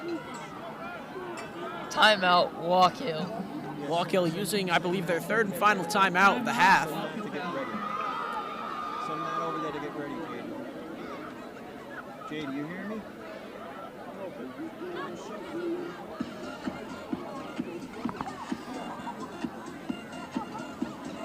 And we got some scoreboard games here at the timeout. What do you think it is? I feel like it's going to be 2. As they shuffle. Come on. I'm going number 3. Show me 2.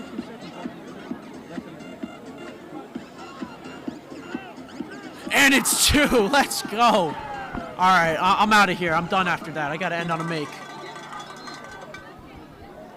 22 seconds left in this half.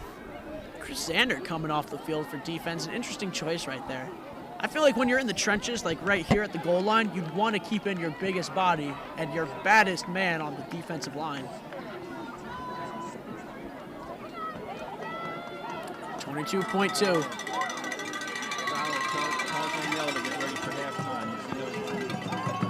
A lot of room here on the left side for Wallkill. Wallkill taking it up the middle with Clarkin. Clarkin airborne, dives, and gets the touchdown. Wallkill, 14-6. Clarkin just an animal. I mean, he really got them down there with his arm, and he said, fine, I'll do it myself, finishing it with his legs. And for a QB, you don't really see a lot of guys get airborne like that, but he sacrificed his body for the team, and it ended up paying off.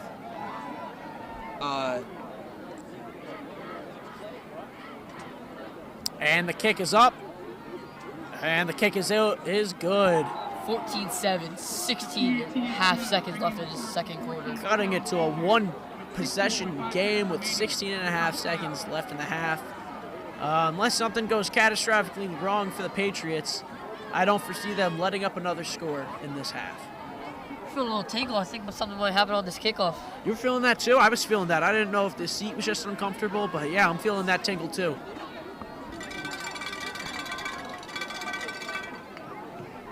I'm going to guess they're going to kick it to the inexperienced freshman David Holman. Oh, little do they know what Holman can do with the rock. Holman, one of the shiftiest players I think we've ever seen in Lenape. Just an absolute unit.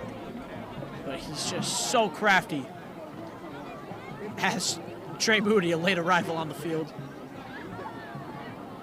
One thing I like seeing this season is Trey Moody kind of take the freshman David Holman under his wing. They share a lot of similarities in their play style and even their own personalities, and it's great to see Moody be just such a great role model for Holman.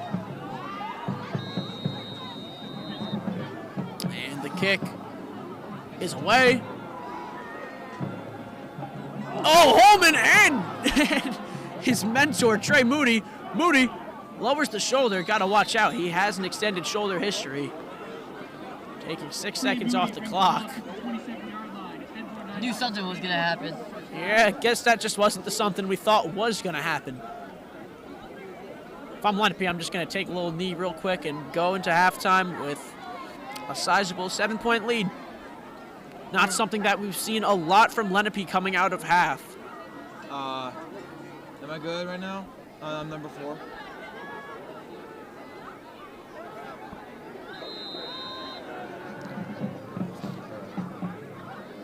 And Kubota gets it. And we are at halftime now here at Don Smoylan Field. 14-7, while your own Patriots lead on senior night. The crowd is ecstatic, and the players are pumped. As we get ready for the halftime show. Demons versus Angels.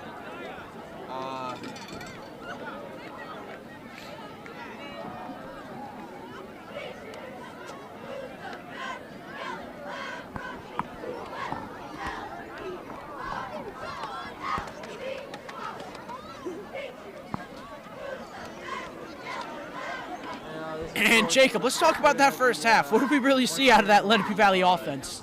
I saw mostly Kevin Juicy run the ball down the throats of Wallkill's defense. Kevin Juicy really asserting his dominance, coming in hot, and I mean scorching off of that Hackettstown victory where he had 350 yards on 40 carries. Yeah, I can't hear you. Right now, he's on pace to have another 350-yard gain. He has around 130 yards tonight. How many carries are we seeing from him this game? Right now, he's got 12 carries. 12 carries right now. You mean the brown guy? Wow. So he's on pace for 24, but knowing Juicy, especially if this game gets a little closer, they're going to be looking for him even more, and he's going to eclipse that 40-yard mark, or 24 mark. I like how we're talking about Lenape's offense, but let's talk about Wallkill's offense, man. And Wallkill's offense led by that insane Swiss Army knife of a quarterback.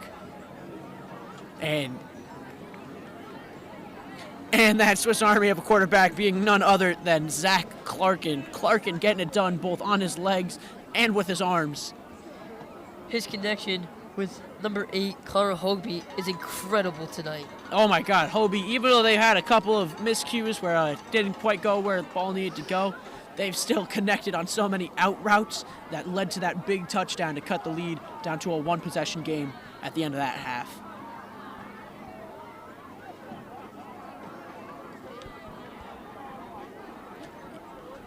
And as the halftime show is coming out, make sure you stay with us. Not something you'd want to miss. Might just be as exciting as this game, maybe even more, but this game is quite the interesting one. Lenape not really ever holding leads at halftime, especially here at home, so this is definitely a sight to see this season. These guys coming with extra intensity too, especially those seniors. What'd you like to see out of Jack Phelps on that one possession where he just had back-to-back huge plays living in the backfield of Wallkill? I want to keep seeing that. Lenape needs those type of plays to win games as they look to go into playoffs. Yeah, and I'm not quite sure what the matchup's looking like for playoffs right now, but if Lenape wins this game, I'm pretty sure they're a shoo-in to get into the playoffs. Yeah, and if you're in the stadium right now tuning into the live stream, go check out our snack stand. Snack stand run by incredible mothers of players on the team, and they put in a lot of hard work there, so go and show them some love and support them. As the halftime show is being set up. I don't know, Jacob. I feel like maybe if who's the halftime show this year? Kendrick Lamar, I believe, right? I actually don't know. I think it's Kendrick Lamar down in New Orleans. Listen, if he calls out sick, I'm sure Lenape Valley will pick that up in a heartbeat. Okay. Let me know if I'm doing something. Even though Lenape Valley is 3-5 and the Wallkill Rangers are 5-3, I feel like the records are switched right now the way they're playing. No, it really is. The Lenape has been really asserting their dominance, and they've been playing like the much better team that they have shown flashes of a lot this season, especially the second half of the year. Their first win coming quite early into the year. I believe it was their third or fourth game against Newton. That was the Colby Van Tile game, as I'm told it's being called. Colby Van Tile again with that walk-off interception, pick six, 40 yards. Entering the field, award-winning Lenape Valley Patriots marching band, led by David. What's his name? David DeGrazia. I feel like if you don't know the band, you know this guy. He's all, just like Mr. Pickett. Everybody knows him whether you're playing sports on the team or in the classroom. And visual instructor Matthew Beals. Drum majors Ian Ferrano, Ashley Mueller, and Adrian Sigula. Section leaders Robert Weissensig and Williams. Assistant drum major Jackson Laurie. Marching band has some seniors as senior night. Ashley seniors Ashley Mueller, Ian Ferrano, Adrian Sigula, Brett Mayer, Derek Barnett, Kelly Morales. so the marching band, as we've mentioned, lots of accolades over these last 3 years. They've just been incredible. I believe they won some type of national championship, correct? Yeah, that's the first national championship for Lenape Valley. Really historic moment for the marching band. And as one who isn't too familiar with much else of the marching band's work, what should I be looking out for? They're flag throwers, man.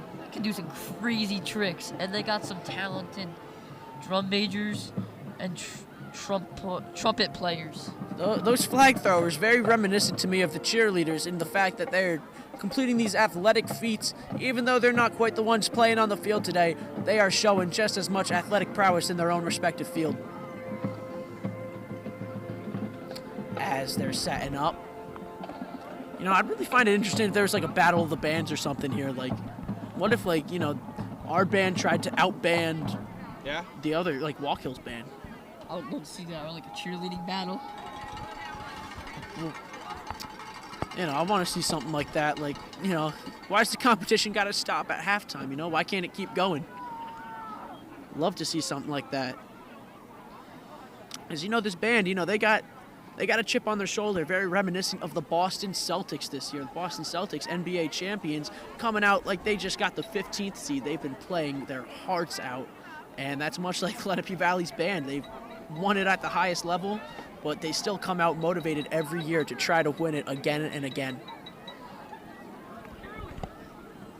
Speaking of other sports, let's take a look at the New York Yankees game. As we are in New Jersey, I'm sure we've got a lot of Yankees fans here on the live stream right now. Jacob Arnott being one himself. And the game has not started yet. Wow. I guess it's in LA, so big time difference here, but still, what are you expecting from that, Jacob? As a Yankees fan, I hope we win tonight. We really need our hitters to do something. Like Aaron Judge needs to do something this playoff. He's been in a slump, but in the key moments, he comes big for us. Judge has definitely proven to be a very clutch player, but what about Stanton? Stanton's This is for MVP of the ALCS, all over people's pitches, hitting home runs, one after another, being that very dominant player. We want to talk about big hitters, though, in the World Series. Look no further than the Dodgers' own Shohei Ohtani, man. What can you tell me about him? He can do everything, just like Tanner going here and Zach Clorton.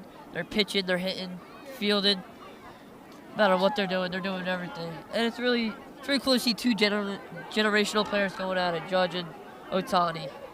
I got a question for you. How many tries do you think it would take you for you to hit, like, an MLB fastball? I don't think I could hit it. You don't I think it would hit me before I'd hit it with the bat. You don't think there's any chance? No, 0. Wow. I like to have at least some type of confidence. I don't care if it comes out as arrogance. I think, give me 112 tries, I feel like I could hit it. Not going to lie. Well, catching a pop fly, that's pretty hard. Catching a pop fly, I mean, dude, those things, I don't think people understand, like, the velocity that they're coming down on. I don't do physics. I'm not that good at math, but, man, can I tell that thing's coming down hard. But still, I'm going to try to lean on the confidence side and say I could probably catch one in a couple of tries. I don't know.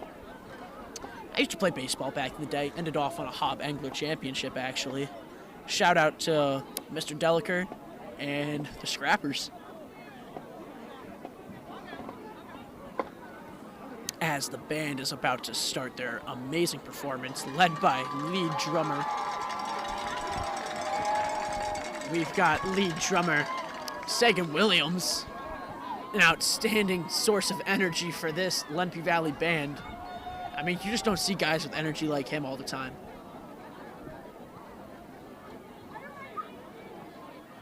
Now, let's get to listening to this band.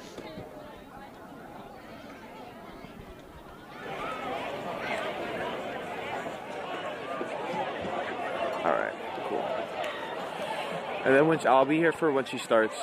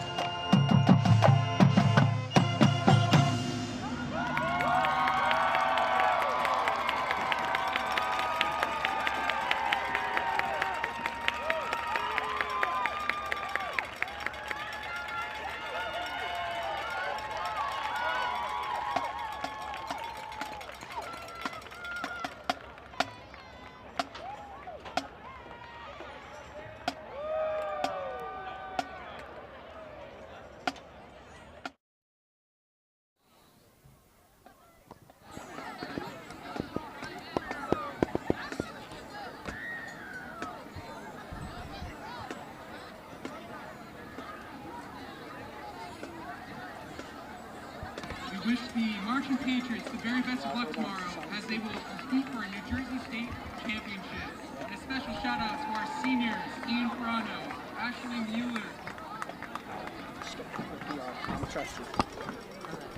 Adrian Sigula, Kelly Morales, Brett Mayer, Derek Barnett, Robert Bryce, Sagan Williams,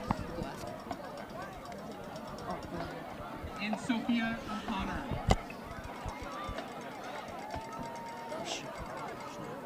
We are indeed back in the seat. Wonderful performance there again.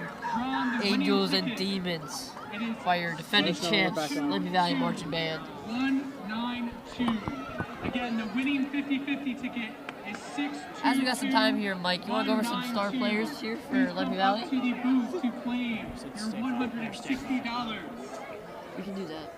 Whatever you said.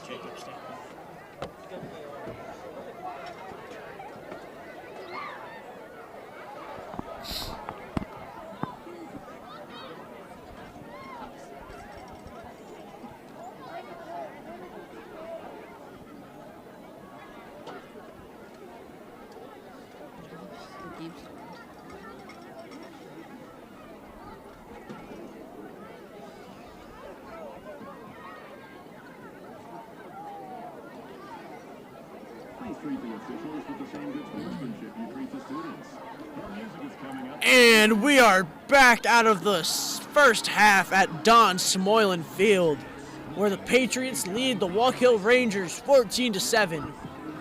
And it's just been a dominant display by the running back for Lenape, the man, the myth, the legend, Kevin Juicy.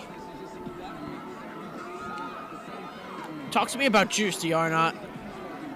Kevin tonight just has around 13 carries and 131 yards. Not even tonight he's dominant. Every single night they go out, he is dominant. Whether it was Hackensack with 350 yards or tonight with 131. He's all over the field on defense and offense. But at the end of the day, it's not just Juicy out there. There are 10 other guys out there that are all playing a part in getting him those yards. They're doing the dirty work, and Kevin's getting in the end zone for it. So just great team effort, especially by those front five, those O-linemen, those tight ends, and even Caboto, the quarterback. Just all setting blocks for him, doing the dirty work, and fighting in those trenches for their dog, Kevin Juicy. Yeah, big performer Jack Kopich, over 66. He pulls like a mean machine, making a huge hole for Kevin Juicy. You want to talk about bringing the boom? Look no further than, honestly, the dynamic Jack duo, Jack Phelps and Jack Kopich, number 51 and number 66. Those guys, they bring the boom on a nightly basis. Hey, what's 66 minus 51? 15 probably. Around the same amount of points they have right now. Almost. One off.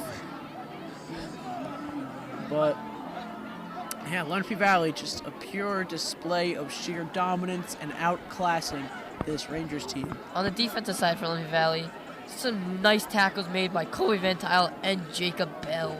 Colby Van Tile really stepping into his own this season. He's a junior, never really been exposed to varsity football before this season, but he's really made a name for himself at that linebacker spot.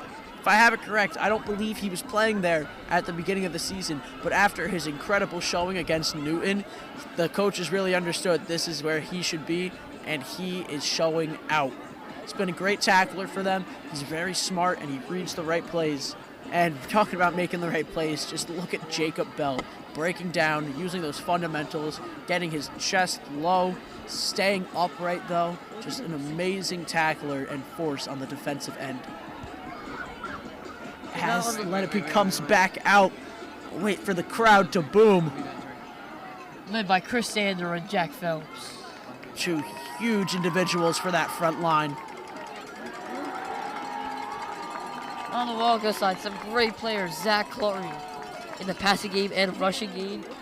And his partner in crime, Connor Hobie, with receptions and yards. They're really putting that team on their back right now, and you got to think that if they get some type of help, this 14-7 deficit is going to go away in a heartbeat, and maybe we're going to have a closer game.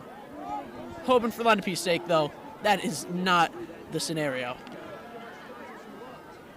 And we're talking about dynamic QB and wide receiver duos. We haven't seen it much this game, but Chase D'Oliveira and Tanner Kubota are no stranger to slinging the rock to one another.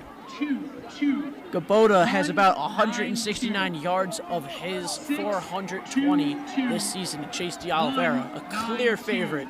Second place only being, of course, Kevin Juicy, who's showing that he's not just a threat on the run game, but also in the air.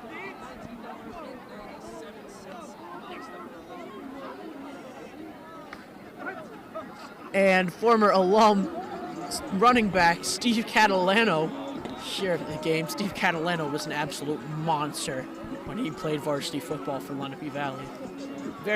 Kevin Juicy actually really reminding me of him. Now listen, you think they're going to crack down on Juicy, right? So what other options are we thinking we're going to see for that Lenape offense? I think they're going to use their speed with Dio Tyler and the freshman David Holman in the run game. Maybe those long sweeps to the opposite of the field, getting some blocks by their big linemen. I would definitely like to see that. And as much as I've been rooting for it, I don't think it's going to happen, but I'm still going to voice, I want to see them air it out more. Kubota's looked very confident over these last 2 games throwing the ball, having 2 passing touchdowns himself last game against Hackettstown. And I'm really interested to see if Coach Pangborn, a quarterback himself, is interested in airing it out more. If we have any Yankees or Dodgers fan, this is now the top second. Score is 0-0. Yankees are bad. And in other sports-related news, we got the 76ers playing the Toronto Raptors up in the 6. I believe the score to that game is looking something like, just changed. 56-62, Raptors leading at half. Sixers 0-1 off a terrible loss to the Milwaukee Bucks. Tyrese Maxey already 19 points in this half, 7 for 7 from the free throw line. Another inefficient night, 5 for 15 from the field though. Another game, the Knicks against the Pacers playoff rematch. Knicks are winning 43-37 as they come back off that big loss from reigning champion Celtics. And if we want to talk about basketball, look no further than Lenape Valley. Lenape Valley going to have quite a star-studded team. It's going to be a young team, though. A lot of juniors this year. Ben Sumsky, the tight end, you'll definitely see him taking jump balls as the center. And Tyler Brennan, number 22, the cornerback, the maestro of the offense, the point guard. He's very intelligent when it comes to basketball. You can't forget about lockdown shooter Matthew Ackerman, number 50, big D lineman. Hopefully his shoulder's all right for basketball season. We could definitely use him. Other than that, we don't really have any football players playing basketball. A lot of them are perfecting their craft in basketball during the off season, or they're off playing another sport, much like sophomore Braylon Peralta off playing soccer, I believe. Peralta, very talented 3-sport athlete, lacrosse, soccer, and basketball, almost earning his letter in all 3 of them in his freshman year. As we've got Chris Zander getting his boys hyped in the huddle. I wish we had him mic'd up, wish we could hear what he was saying. He's doing a 360. They're all locked in. And that's something you love to see out of Chris Zander. He's just been a vocal leader ever since his sophomore year, it seems like. He's just kind of taken over that role as he's become just a more important piece to this defense more and more. And you really like seeing him express that kind of vocality on the sideline. It's kind of an extension of a coach out in the field. As the clock winds down, Wallkill is going to be receiving the ball in the second half. Let's see how they capitalize down 14-7 on their first drive. And we should be very familiar with this Wallkill receiving team. We've seen them, twice already now, with 2 touchdowns coming from Lenape. As Rosario gets a big bear hug from Coach Rich.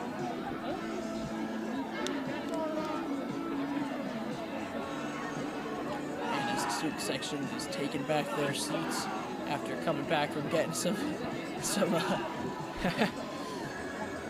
snacks from the concession stand.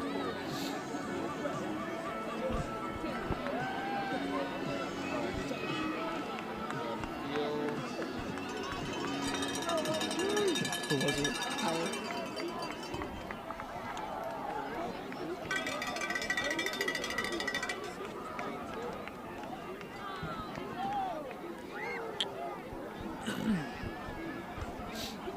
And as we're getting ready to start this second half of football here at Don Smoylan Field, Tanner Kubota getting ready to boot it away.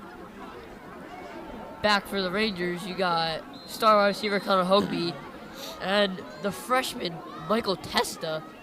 And it's not going to make it back there. They touch it. Moody gets on the ground for it. It's loose. Lenape retains it. What an exceptional play. Getting on the ground, out hustling, wanting it more. Senior Jacob Bell with the fumble recovery. Jacob Bell doing the dirty work. Bell getting on the ground and getting this ball right back for Lenape Valley. Great field position for the Patriots here.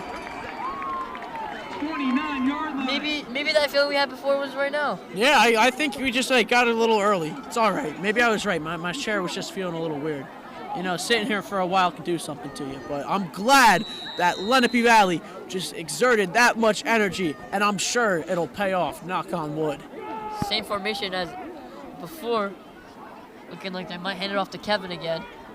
And right you are, Jacob. Juicy busts up the middle. Nothing really there. Gets a gain of about 4 yards.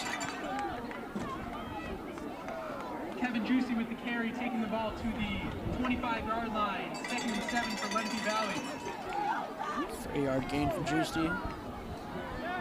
Kubota getting talked to by Coach Rylan Pangborn. Rylan Pangborn, former Lenape QB himself. One of the best passers of the rock that we've seen in many years. He went off to go play in college too, but overall he came back here to Lenape because this was his passion. Okay. Kubota in shotgun. Heavy on the right side. To Kevin once again. Has some blocks down the sideline. And Kopich pulling. Kevin, Down the sideline. can't stay on his feet. Ball jarred loose, but he's out of bounds. Looking like Kevin is getting a slow shaking up on that. Juicy might want to take him off for a second. Kevin Juicy takes the ball to the... The juice is in fact loose in this second half. Good sign for Olivia as Juicy looks okay as he's in the huddle. Kevin Juicy takes the ball to the... As they're huddling up. 1st and goal at the 5-yard line for Lenape Valley.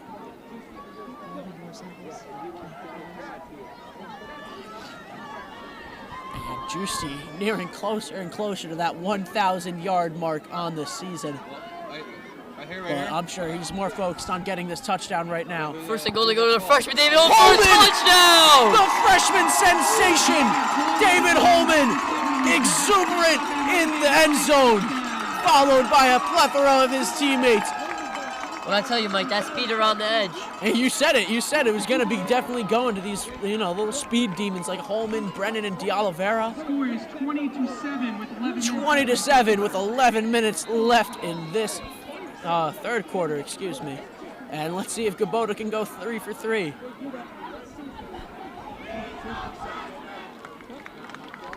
As the "He's a Freshman" chant is started by the leader of the student section, Zion Human.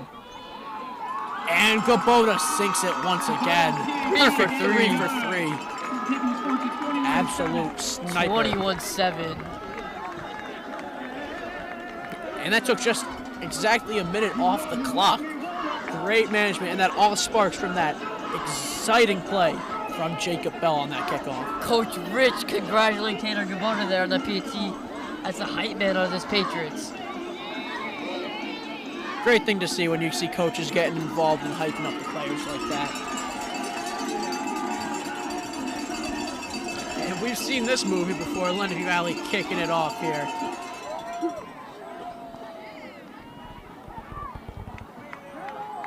I know we're talking about Bell recovering that play, but that was just an exceptional kick from Tanner Kubota. The way he made it bounce, and, the way he was just able to misposition it for the other team. That was a huge factor in Jacob Bell getting that ball. Bell, look out for him. He's on the move. And Muffin again! He's got room to run. Daylight. Kicker Tanner Kubota with a huge hit. And Kubota brings the boom.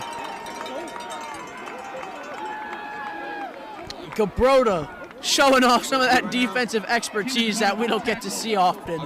At the 40-yard line. I told you earlier this game, he can sure pack a punch, and there we see it. As Kyle Shield comes off the field with Tanner Kubota. Kyle Shield, a player I'm surprised I don't see get more minutes. I really like what he does. He's a very scrappy individual, and he likes to get in the heads of those other opposing wide receivers.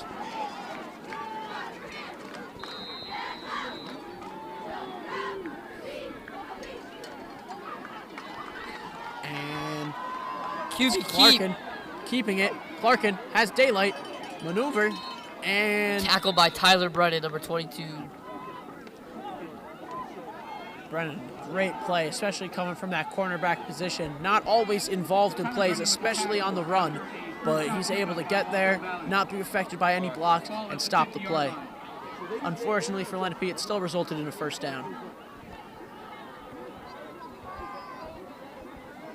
Now with the ball right at the midfield line. I'm expecting a run with maybe Travis Snyder or Travis Barlow. It's gonna look like QB keep again. Oh, Zach Martin. Oh, using his legs, gets up, big man. Tackle at the line of scrimmage by senior Chris Sander. And Jack Phelps showing some excitement on the field, raising the dead. At the 49-yard line, 2nd and 9. There we go, and it's a signature stance. You'll see that a lot if you tune into any Lenape Valley lacrosse games. You'll see him in goal. And Ackerman's on the field for defense. Like you said, they like preserving him for strictly defense, and he's been a factor this game. He's been clogging up a lot of those running lanes, making Clarkin just have to, figure something else out. Unfortunately, Clarkin is such a great creator, but still really working out. And bullet pass right to the sideline. Another connection for Connor Hobie. Clarkin clearly picking favorites right here. I mean, Jakopic's chant. I feel like it's a duo battle tonight. QB, running back, QB, wide receiver, man. Yeah, man. So that's definitely as much as we'd like to say it's a two-man offense, like I said before, there's 9 other guys on that field that make all of those plays possible. Like for Clarkin right there, that pocket was exceptional because that offensive line did not give in for a second. And Clarkin drops back again. He's looking to escape. Flag. Out of bounds. Loss of yards. Jack Phelps, clearly visible anger on there. I think he wanted a hold. Chris Zander chant now. Haven't seen this student section this hyped in a while. Yeah, man. I mean, we haven't really been seeing them win at home in a while. But one thing about our student section that really makes it, one of a kind is how it travels. There have been a lot of away games that have just about this kind of turnout. Especially that Hackettstown game. I think maybe that prompted Juicy to have that monstrous game. Junior Aiden Rosario coming in at nose guard for Matthew Ackerman. And that's just like the old saying, it's not about the size of the dog in the fight, but it's about the size of the fight in the dog. And no dog has more, pound for pound fight than Aiden Rosario. He gets low, he's fast, and he's explosive, and I do not want to see him coming at me. Be on the lookout for him. Tris, but they're looking at the 1v1 matchup with Tyler Brennan. Oh, and he drops it! Ethan Alfonso wishes he could get that one back. Man, you just got to have better hands than that. He even tried catching that with his body, and I just don't think it worked. Maybe he just hasn't gotten it enough. His hands probably weren't warmed up. All the pass has been going to Hobie. Number 1 for Wallkill limping off the field right now. And the chant here at Lenape, Butterfingers chant.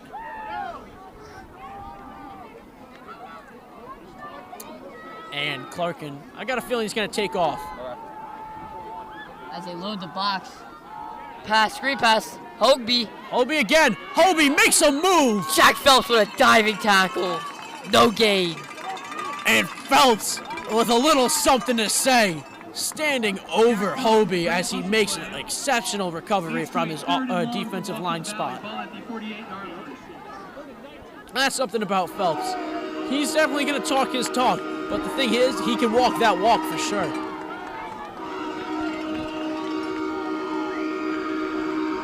As you can hear, it's a big third down. Lenape Valley. Hearing some people in the stands saying, watch the wheel route. Let's see how true that is.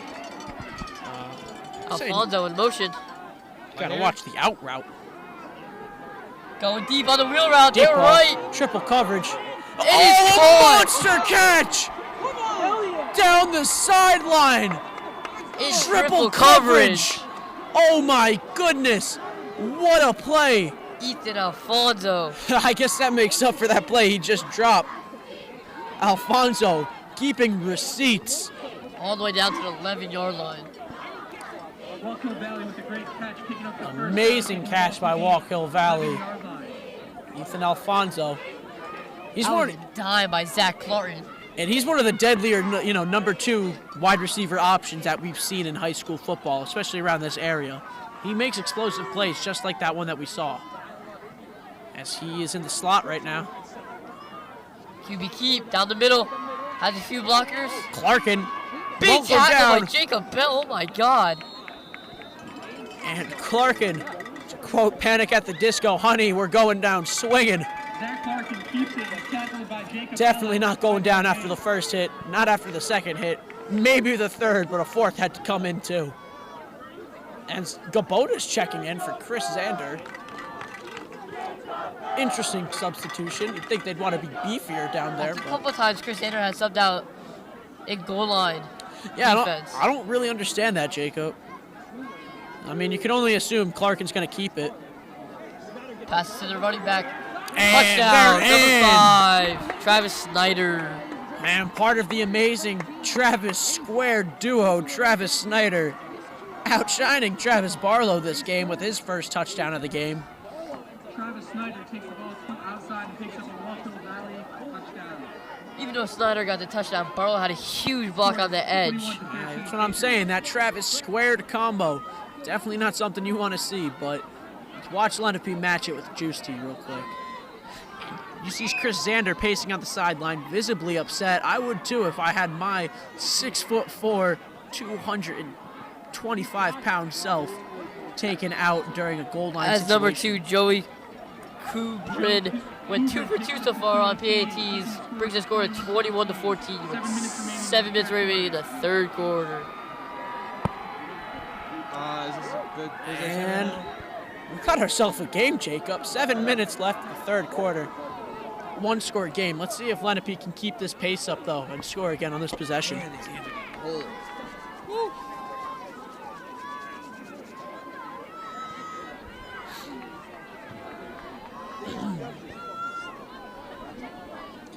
And for the first time since, I believe, right before halftime, Lenape Valley will be receiving it. And remind me, wasn't that the last time we saw them receive it? We saw a little miscommunication between Holman and Moody. Yeah, I think Moody should have grabbed it, called it off for David. Maybe David could have get a block, maybe he could have gone a little farther, but life happens sometimes. Still something you really love to see out of Holman. You know, he keeps that energy coming in. Most freshmen would be nervous, starting varsity, but he keeps that energy. He wants to be positive. He wants to make a big play. And overall, it didn't hurt them that much. And if you're a coach, you got to be happy seeing it. Yeah, we can't wait for him to improve. Oh my Since goodness. He's only a freshman. He is going to be a problem. Not even come senior year, come junior year. He will be one of the best rushers in the state. I'm calling it now. As they go right to him in the air, he catches it. They must have Has not some heard what we blockers were in the saying. middle. Holman Run bounces it sideline. outside. Holman, he's got daylight. Holman, big return. 40-yard return for the freshman as they take over at their own 40-yard line. They must have not heard us. Listen, I said he's going to be one of the best rushers in a couple of years. He might be one of the best rushers now. I feel like we keep predicting everything, Mike. And they might have to get us checked out. We might be psychic.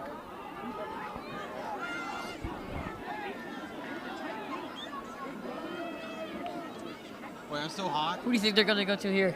I think they're going to go to Juicy, try to matriculate it down the field like they have been all these many times. They've thrown about 2 passes this game. And if it ain't broke, don't fix it. Heavy load on the right side as they go to Kevin Juicy. Has some blockers. Juicy, fancy footwork. and taken down for about a 3-yard gain. Lenape is now up to 150 yards this game. As Kevin has most of those yards. And maybe over 1,000 yards now. We don't know yet. We'll wait till the official box score comes out, but hoping for Kevin's sake he does, because that would be just a very impressive milestone for this Lenape Valley school and for Kevin Giusti and his family. Giusti, the workhorse, can't get much to go. He's fatigued. He's on the ground for a little bit. Probably just needs some rest. But that's one thing about Giusti. Giusti don't rest. He stays on the field. His 40 carries last game definitely exemplifies that. If I was Coach Pegmore, I'd go to counter here. Fake it to Kevin. Have him be a distraction. Go to somebody else. Opposite side of the field. Go get a touchdown. At the same time, though, I think they're expecting that. So maybe go to Kevin and fake the extra handoff. Because you know with Giusti, anything is possible. Heavily loaded on that left side. Holman in motion, coming around for the orbit. Pass. They're airing it out. Sumsky, wide open. Sumsky gets the grab. Sumsky, a big first down. Ben Sumsky, his first reception of the game, and it's a huge one for Lenape Valley, getting them a first down on a crucial 3rd and long. And the crowd loving Ben Sumsky here. Ben Sumsky really been a huge factor this second half of the year, especially in the passing game. He's gotten 2 touchdowns in about the last, I think, 4 games. Just been really a sight to see. Tanner had wide open receivers there. Tyler was downfield wide open. He didn't see him. Could have been a touchdown, but... Well, that Sumsky play is so smart because he's just such a safety valve for this offense. Those big mitts he has, you know, it's just he's able to suck in these balls. Rizzo up the middle for a 4-yard gain. And Rosario just... You got to admire how low he gets. You know, he's not the tallest dude out there, but he still just runs so low, but it barely affects him. He runs like a torpedo shooting out of a cannon. He reminds me of that one Cowboys running back. Oh, I know who you're talking about, Deuce Vaughn. Yeah. Yeah, Deuce Vaughn, you know. I wouldn't say Rizzo's that short, but no, he's definitely a little guy who gets it done. And Giusti pushing. He pushed Kopich into the defender. Kopich a little too slow for Kevin's liking, but... Another 4-yard gain for Kevin Giusti. 3rd and 1 now for Lenape Valley. Coming off of a huge 3rd down conversion. Let's see if they can work it again. Right here, 3rd and 1. I'd give it to Bell. Giusti's coming out for some water. Well, it looks like Bell is in. Maybe he's going to be the lead blocker for Aiden Rosario. Look out for like an I form. I wouldn't be surprised if they go to Tanner Kubota here. Kubota's proven to be mean with his feet. And they've got 2 backs in the backfield. De Oliveira in motion. Rosario gets it. Rosario cuts it up the middle, and he gets a huge gain on a 3rd and short. First down, Lenape Valley.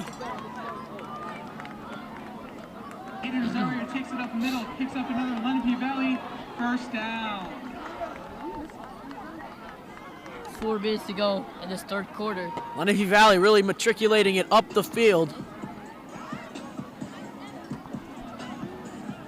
This Wallkill team just cannot stop them right now. No, they really can't. They have no answer for the run game here.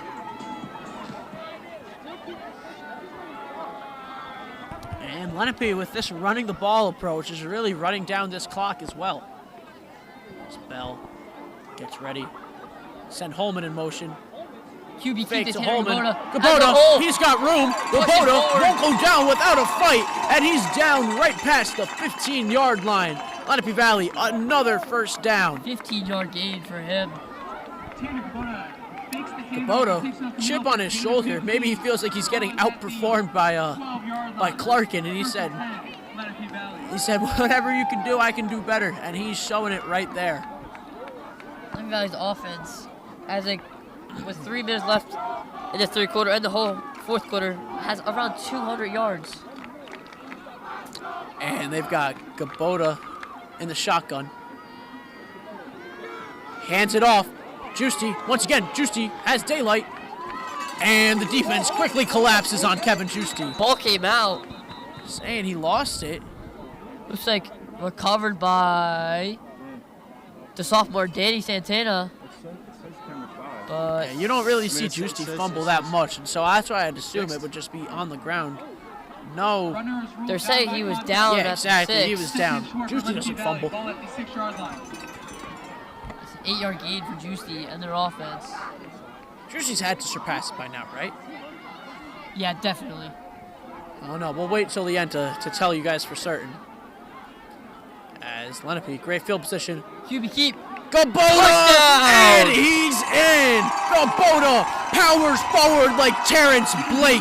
There he is. Another Lenape Valley Patriots touchdown. Tanner Gabota using that lower body strength. Pushing forward. Scores And 27 Gabota 14 Patriots. pushes it to a 2-possession game.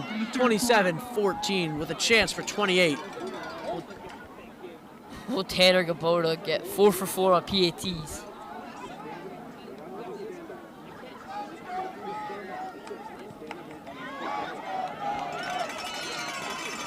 Here's Gabota with the good PAT, extending the score to 14. The lead to 14. Scores 28-14. And Lenape Valley extends to a double up over the Rangers, 28-14. Wallkill just has no response right now. And you got, I don't know if you guys can see it, but when you got a big human such as Zion Human running the student section and getting excited, you love to see it. It's really pumping up this arena, and the energy is on 100. Another shout out to the Lenape Valley cheerleaders, getting everybody hyped. Yeah, man. They've been going to Florida lately, right? They've been like big into competitions. Yeah, I'm pretty sure they won 12th place in the nation Listen, for man, game day routine. that's amazing right there. That's something that, only 11 other teams can say they did better. So that's pretty good company if you ask me. As Gabota once more using that boot of his. Let's see if they muff it again. Recovered by Kyle A great Shield. recovery by Kyle Shield. A line drive right off the shins of one of the front men. And the Squid retains it. As you hear the crowd roaring in jubilation over that play by Tanner Gabota. What a kick. Kyle Shield. Yeah, no, we got to talk about that kick. Gabota kicked that straight line drive, gave the defense no time to react to it whatsoever. That was a dart. And Chase Grant running back onto the field. I don't know where he came from, but look out for number 52 coming onto your screen. What an exceptional kick that was. Wallkill's defense is emotionally mad right now. And here's a chance for a 3-possession lead. And with 2:11 left, and Gabota keeps it once more. Gabota hammered by the defense, comes down hard. Phelps rolling out of the fiasco. And we've got an injury on the field. Whoa. 77 down for Wallkill. But also quarterback Zach Clarton shaking up. Yeah, Clarkin looks like he's holding his hand. Maybe he banged knees with someone. Oh, this doesn't look good. Number 77 for Wallkill, Matt Carr, senior. And that's a huge loss for Wallkill. Like I said, I was talking to Jack Phelps and Jack Kopich, and they said 77 was a big priority for them today on the offensive line. They said they had to maybe even double team him. As you can tell, he's clearly a force of a human, and it's really disappointing to see him go down. So prayers up to him, and we're hoping for a quick recovery. Hopefully nothing too serious for him. Yankees game is still 0-0, bottom of the third.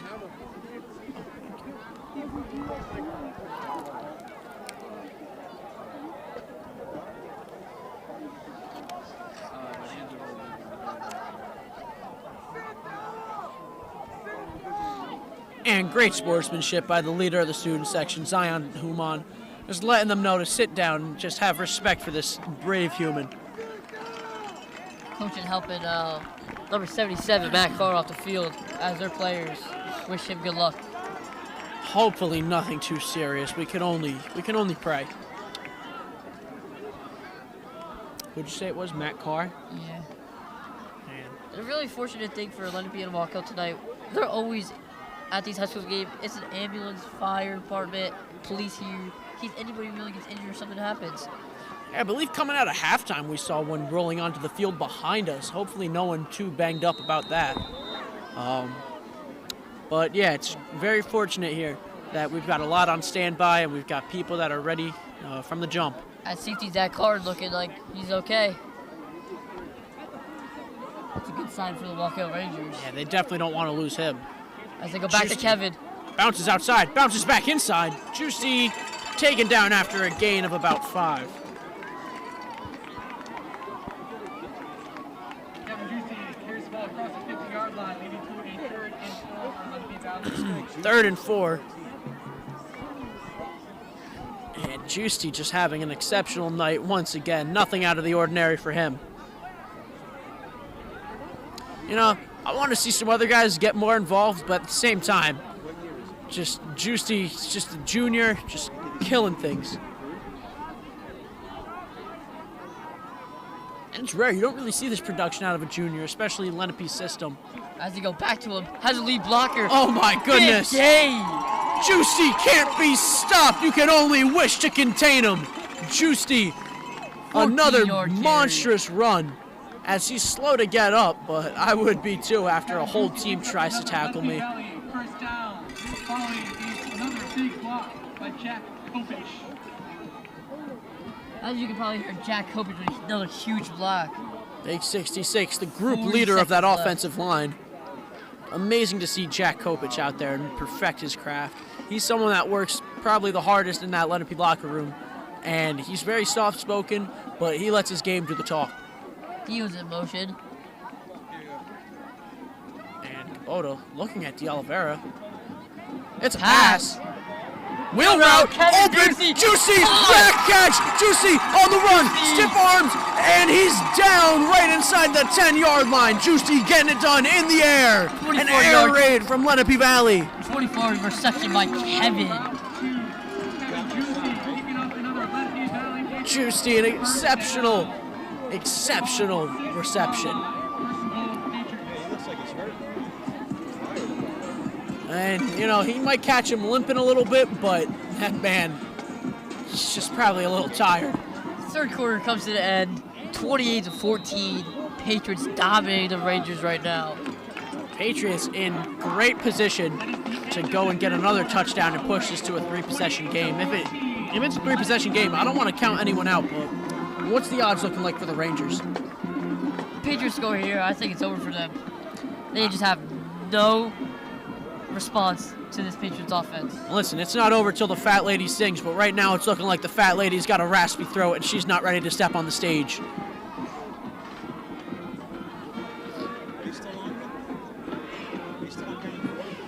And the cheerleaders Lenape Valley has just going insane on the sideline, really pumping up the crowd. I'm sure pumping up the players too, giving them something to play for.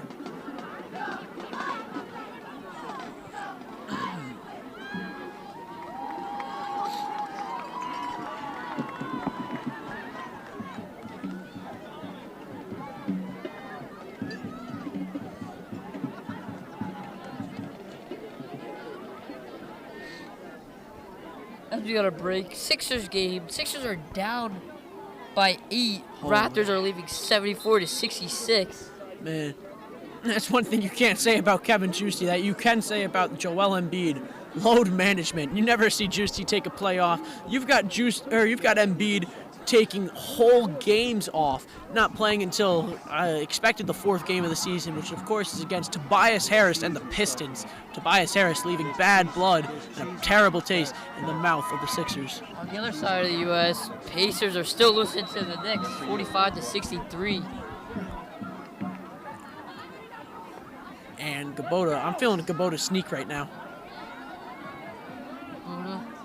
Heads off the Bell. Big hole. Beller. Touchdown! Bell! Jacob Bell, the senior, his 3rd touchdown on the year. Just an insane run by Jacob Bell. A sheer force, insane power, and incredible speed going up the hole by Jacob Bell. The leader of this Patriots team scores. And Jacob playing for his little brother, Kyler Bell, who's in the stands right now. Kyler Bell, I have eyes on him. He's ecstatic. And the Jacob Bell chant starting up as expected. Tanner Kubota, 5 for 5 What else tonight. did we expect? 35-14. Anyone actually think Dominating. he was going to miss that? Because I didn't. And as this Lenape Valley team is about to kick off again, let's see if they can work any more magic. You think they got something left in the tank? Another play, another crazy recovery, something along that nature? I mean, I'm hoping for a big hit here. Maybe Trey Moody. I would like to see someone bring the boom.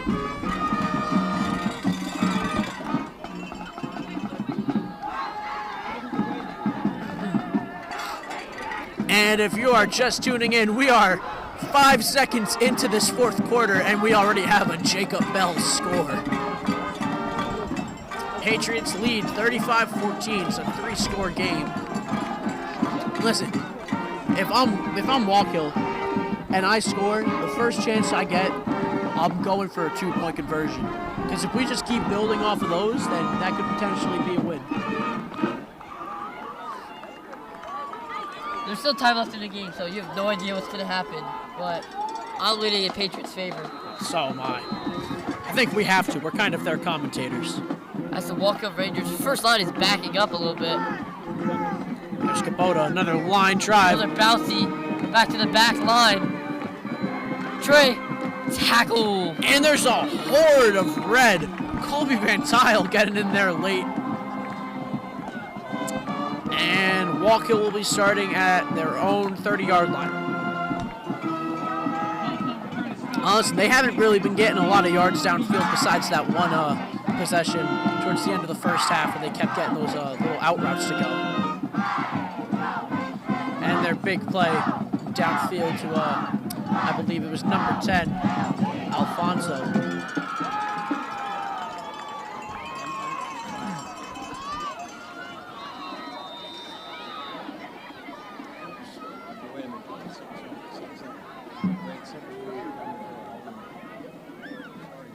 Clark in shotgun, looking deep.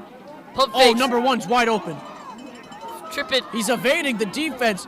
A slippery little... Stopped at the line of scrimmage by senior Chris Sander, number 77. What an absurd amount of elusiveness. Chris Sander brings down the quarterback after a short gain, 2nd and 9. Great chant going on down there. And Colby Van Tile lining up at the mic. As Clark looks to pass again, looking deep. Colby Van Little slide Tile out. in pursuit and out of bounds. Hobie with another reception. And if I'm Wallkill, I'm really, excited for next year because that's going to be the peak of Hobie and Alfonso as a duo for our wide receiving core. They're both juniors right now. They're going to be seniors next year, and you can only imagine they're going to get bigger, stronger, faster, and smarter. Yeah, as the Travis Square duo, Travis Slater and Travis Barlow at running back and linebacker together, junior and sophomore. Yeah, a lot of promise in the future for this Wallkill team, but not for the future of this game, it's looking like. Another short route. Great pass. Alfonso this time, 12-yard gains that's pushed out by Tyler Brennan.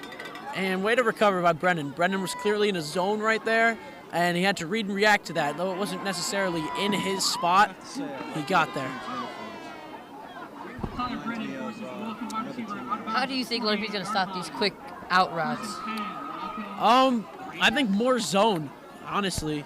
That zone is looking like it's going to be killer because on an out route, it's easy to get your man beat. But in a zone, you've only got really one responsibility, and if you're watching out, you can easily stop it, especially with the talent that they have at DB. Clarking back at Speaking out route. Colby Van Tile gets a hand on it. That would have been a Deflects the pass. For sure, pick 6 again for Kobe if he caught that. Van Tile, tremendous hustle. Deflection leading to a 2nd and 10. Ball at the 48. 2nd and 10 for these Wallkill Rangers. Great play by Van Tile, never giving up on the play. And like I said, that zone, reading and reacting. There was another out route, and who got a hand on it? The guy in the zone of it.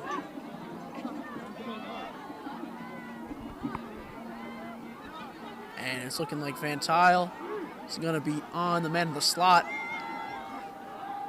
Twins on both sides. Looking deep, Clarkin has to rush. Clarkin. Big tackle at the line of scrimmage. Jack Phelps bringing the boom.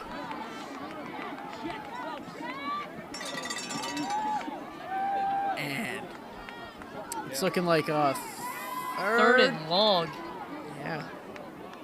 I don't know, are they going to switch it? Is it 2nd down? Wallkill forced out of bounds after a 1-yard gain. I would worry about the signal. And yeah, 3rd down, 3rd and long. Listen, they gotta go in the air, especially if they want to get as little time off the clock as possible. So try It's to hard to go in the air for them right now. Lenape defensive line is giving them pressure. Yes, this Lenape front 4, front 5, whatever you want to call it, front 3 even is giving them problems. And look out for the edge rusher. Closest to your screen, number 55. And he wants to run again. Moody couldn't stay on his feet. D'Oliveira pushes him out of bounds. And 25-yard line. they did go in the air, but it just didn't pan out the way they wanted it to. Different outcome, and it worked. They've had to put a QB spy on Zach Clarkin. They really, no stranger to the run game. They really have to. That man has been running all over this defense, looking like a prime Kevin Juicy out there. I think he's chasing 500 total rushing yards. Oh my goodness. 1,200 passing yards on the season. Just amazing duality. And they're taking a little bit to call this play. 23 seconds left. As you can hear, solo drummer Sagan getting the crowd all hyped up. You love to see it. And pass. Oh, who would have guessed? He's running again. Flag on the play. Big hit. Is it a hold? Holding on the Wallkill. And Wallkill's going back a couple of yards. Coming right back. And they're holding Jack Phelps like crazy. It's because you can't contain him without cheating. But at least, you know what they say, if you're not cheating, you're not trying. So, good for Wallkill in that sense, I guess. They do want to win. Sagan is still going crazy down there in the stands. Sagan Williams completes his solo. An insane performance right there. A wizard on the drums. They should start a Sagan chant in that student section. Yeah, I'd really love to see it. As they do it.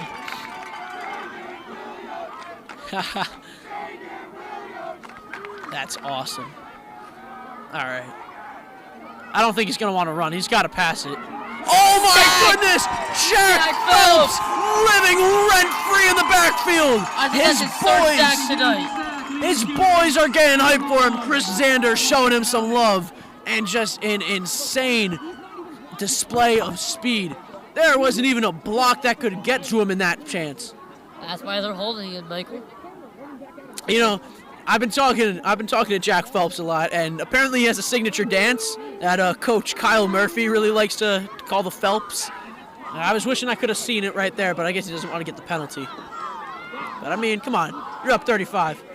Have some fun with it. And a mile to go as it goes to the air.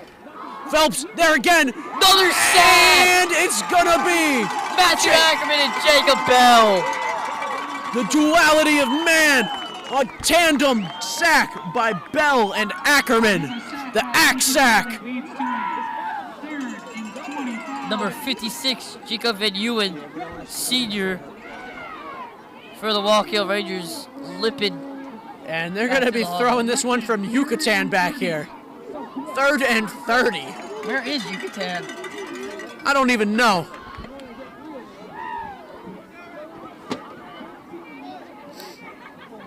Let's see what Wallkill conjures up right here. If they get anything even remotely close to a first down, I'd consider that a miracle.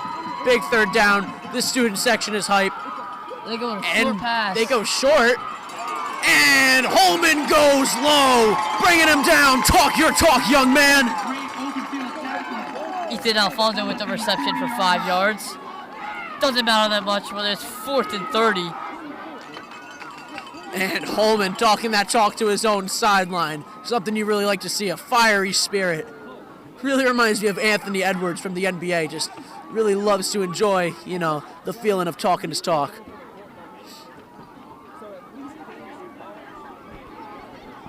And we got Wallkill getting ready to punt it, I assume. Never mind. They're going for it. 4th and just about 25. Clarkin in the pocket, maneuvering around. Xander closing in, and Phelps one more time!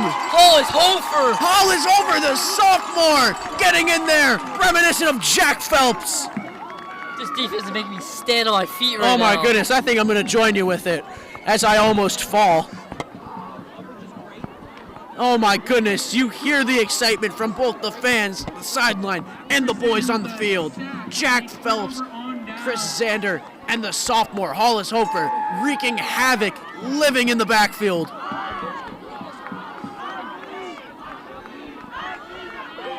And the Lenape faithful, they believe that we will win. I do believe that we will win, Mike. I do too. 7 minutes left in this 4th quarter. Listen, the score here puts it away, shuts the door, closes any hopes. And Bell gets the ball, stays on his feet, does a little somersault, gets forward.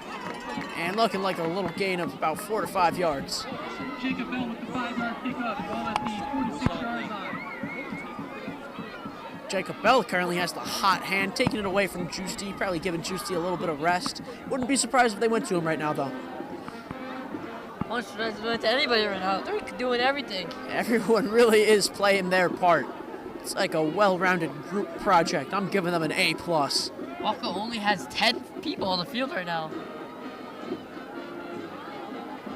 And Juicy, there he goes, makes a move, he's got daylight, Juicy, the 30, the 20, the 10, Kevin, Juicy, another one, jelly into the end zone. Wow. Juicy gives the ball to the ref. Holy cow. My goodness. 46 yards. His 3rd touchdown of the game. He secured the hat trick, and Kevin Juicy sending Wallkill home sad. Oh my gosh, he went 0 to 100 real quick. Lenape Valley up 41 to 14. As a "you can't stop him" chant is in the student section right now. Kevin Juicy putting up performances in back-to-back games that can only be compared to those of Reggie Bush. You don't know what you could do to stop him. Lenape Valley capitalizes. The Rangers only had 10 people on the field that last play. You know, I've been talking around, and a lot of comparisons Juicy's been getting is to that of Ashton Janty from, I believe, Boise State. And all I'm saying is if there was a Heisman for high school football, give it to Juicy right now. The Lenape penalty will be assessed. Gosh, we have one more year of this, too, with Juicy. That's He's awesome. a monster next year. And can Kubota get it to 6 for 6, correct? Yeah, can he go 6 for 6? I really hope we didn't jinx it. I don't think we will. Kubota has ice in his veins. The kick is up, and it's blocked by Wallkill. Oh my goodness. Blocked by Jinxed it. number 65, Jack Carr. I'd like to officially apologize to Tanner Kubota. Not a stranger. I've been saying him all game.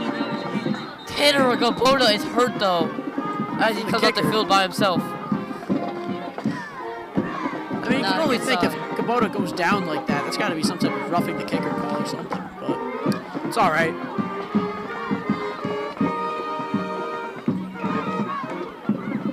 Or if you kick to have a little score review. Yankees versus Dodgers World Series game 1 is still 0-0. Wow. At the top of the 5th, 76ers are still losing 77-83 at the end of the 3rd quarter. We're coming back. Don't worry. All my Philly faithful out there. We're coming back. And at the late in the 3rd quarter, Knicks are still winning 76-57 over the Pacers. That's huge for them. And let's see this magnificent Lenape kickoff unit once more. As Jack Kopich, Chris Zander, and Kevin Juicy having some fun with the crowd. Good sign for Lenape. Tanner Kubota is kicking the ball. He's not hurt. Kubota's an Iron Man. He's gotten banged up a couple of times, but you can never really get him off of the field. He is just a complete, dog. You want to talk about that dog mentality? It's Tanner. If you're wondering why they're kicking from the 25, Lenape had a celebration penalty. Aw, man, let them play. Let them have some fun. But it doesn't really matter because they can't stop this Lenape Valley team in special teams, offense, or on defense. Let's see Kubota's patented kick. Bounces off, bounces up, once more, right over. Looks like it was touched. They get it. Good tackle by Anthony Quinn. Anthony Quinn, another guy I said to look out for before. Oh, we've got a scruffle going up in the middle of the field. Trey Moody looking like the instigator.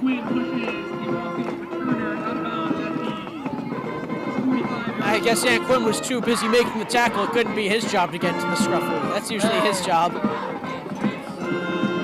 Hey, go Patriots. Oh. And number 10, D'Oliveira, coming down with his head hanging. 84, is that a Don Lumani? We gotta say it here, Lenape. Lumani, we're in the bear. Lumani is in the bear. Patriots take the first time out of the half.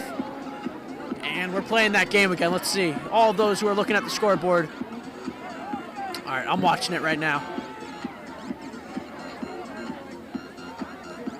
I've got eyes on it. Give me 3. What are you thinking? 2. I'm thinking 3. Oh my 2 for 2. 0 for 2. Come on, talk to me nice. More than just a broadcaster, kind of an academic weapon. Gambler. No, I wouldn't say a gambler. And Lenape's defense looking a little different than usual. You got Jaden Smith coming in, big number 54. And at safety, number 12, senior Mikey Sweezer. Great to see Sweezer come in on the senior night. He picked up the sport late, especially this season, but it's awesome to see him play. Out route to Hobie again. Hobie. Makes him move on Kyle. First down as he gets out of bounds. Squid pushes him out. And Lumani, number 84, you got to watch out for him, the sophomore. Not the most explosive athlete, but he does bring the boom, as I'm told from practice. He definitely hits hard, a little harder than these guys would like for practice, but he brings that intensity, and he wants to earn his spot. Look at him creep up. And they're running out of the pocket. Rosario chases him down! Rosario hits him from the back. And number 71, Joe Langell checking into the game. Gain of 1, second and 9, Wallkill Valley. And with 5 minutes, 40 seconds and counting left on the clock, this game is all but over. Clarkin. I can't help but notice that Wallkill starters are out there right now, and it doesn't look like Lenape's are. So are we thinking a touchdown on this drive? As 16, EJ Arnott checks into the game. What do you got to say about him? See what he does. You know that guy? Maybe. Definitely knows where he lives, though. And Brennan and Moody coming out of the game. A well-deserved rest for those two, holding down. Standing applause. Great game by those two. Hold down the secondary. Aiden Rosario. Watch out for him coming off the edge. Joy Langell, too. Big and fierce. Feeling a Kyle Scheel interception.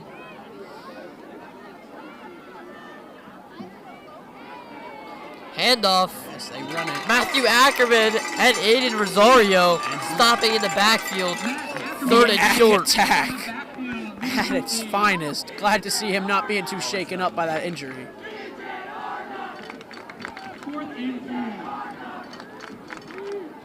And Jaden Smith coming back onto the field. Matthew Ackerman greeting him with open arms. And I think, is that Joe Sierra down there, number 53 at linebacker? No, that's a freshman, I think. Oh, man. It's a big kid. And number 9, Clarkin, once again, getting it done. Tackled with by his number legs. 53. Predicted it again. Number 53. Let's check this guy. Jimmy Mejia. Jimmy is in.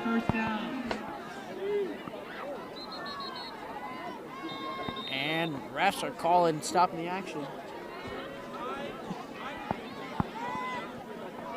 Timeout, Patriots. And Patriots take one more timeout. 4:34 left in the game.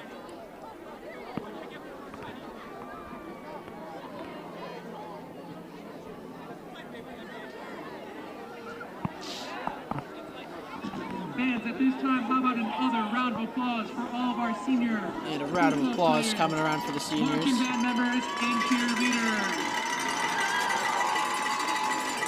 You know, these people, these seniors, are really what makes Lenape go around. You know, it's been a tradition that they're just always, you know, the most important students in this, you know, community. Yeah, the cause and effect they have on these lower classmen are just building them up to be better players. And even the same thing with these cheerleaders and just the people that aren't involved in the athletics, as there's a throw downfield to Hobie. Kyle, what a nice Big tackle. by Squid. As we get to a little bit over 4 minutes left in this game. Open field tackle at the And 23-yard line. no huddle. They're going quickly. As there's a little commotion going on in the student section. Going deep. Looking for number 2. Incomplete. And it's short. A little too in front, a little too low. Not the best pass that we've seen out of Clarkin. Big number 62, Daniel Robbins is coming in. Daniel Robbins, a fan favorite. Don't be surprised if we get the D-Rob chant any minute now.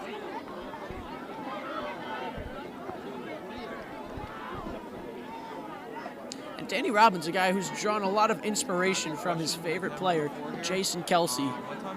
Jason Kelsey's had a very big influence on his life, and it's really shaped him into the player that he is today.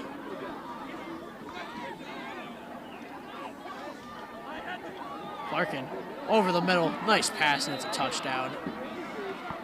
Ethan Alfonso. Alfonso, is that his second touchdown? His first touch? I think it's his second touchdown. Zach Larkin throws a touchdown pass. As a Danny Robbins chant. Not something you usually see out of the student section that teams just got scored on, but a chant coming out. Danny Robbins chant, just like I predicted.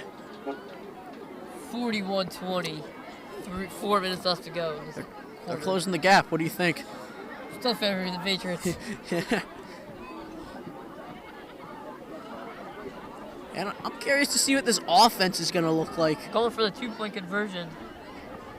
Little screen pass, number 5. And they get it to Travis. I believe And Snyder's in. It is completed for a 2-point conversion. I told you they'd be going for those twos. Number 5, Travis Snyder in. The 2-point conversion is good. Barlow blocking for Snyder once again. What a break. We have some connections for our sponsors. Motion Kia, Quality Discount Tire, Orthopedic Institute of New Jersey, all sponsoring us. Let's see what this offense is that's going in. You got Alex Golden, you know, the young head coach, or not head coach, sorry, but the young coach that has a lot of experience, especially playing on this exact field. I wonder what words of wisdom he has for his guys out there.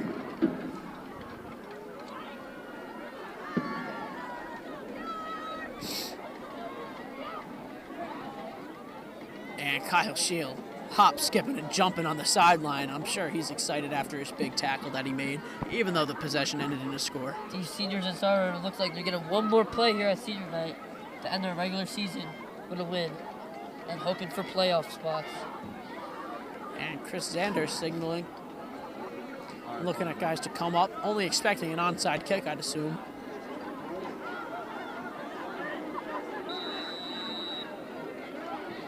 And the kick is Onside away. kick. Over. They Good fall on it. hands by Kevin Juicy. And they just gotta get a couple of juicy runs in there, and this game is all but over. Lenape Valley takes the onside kick at the 42-yard line. Let's see what group they've got in.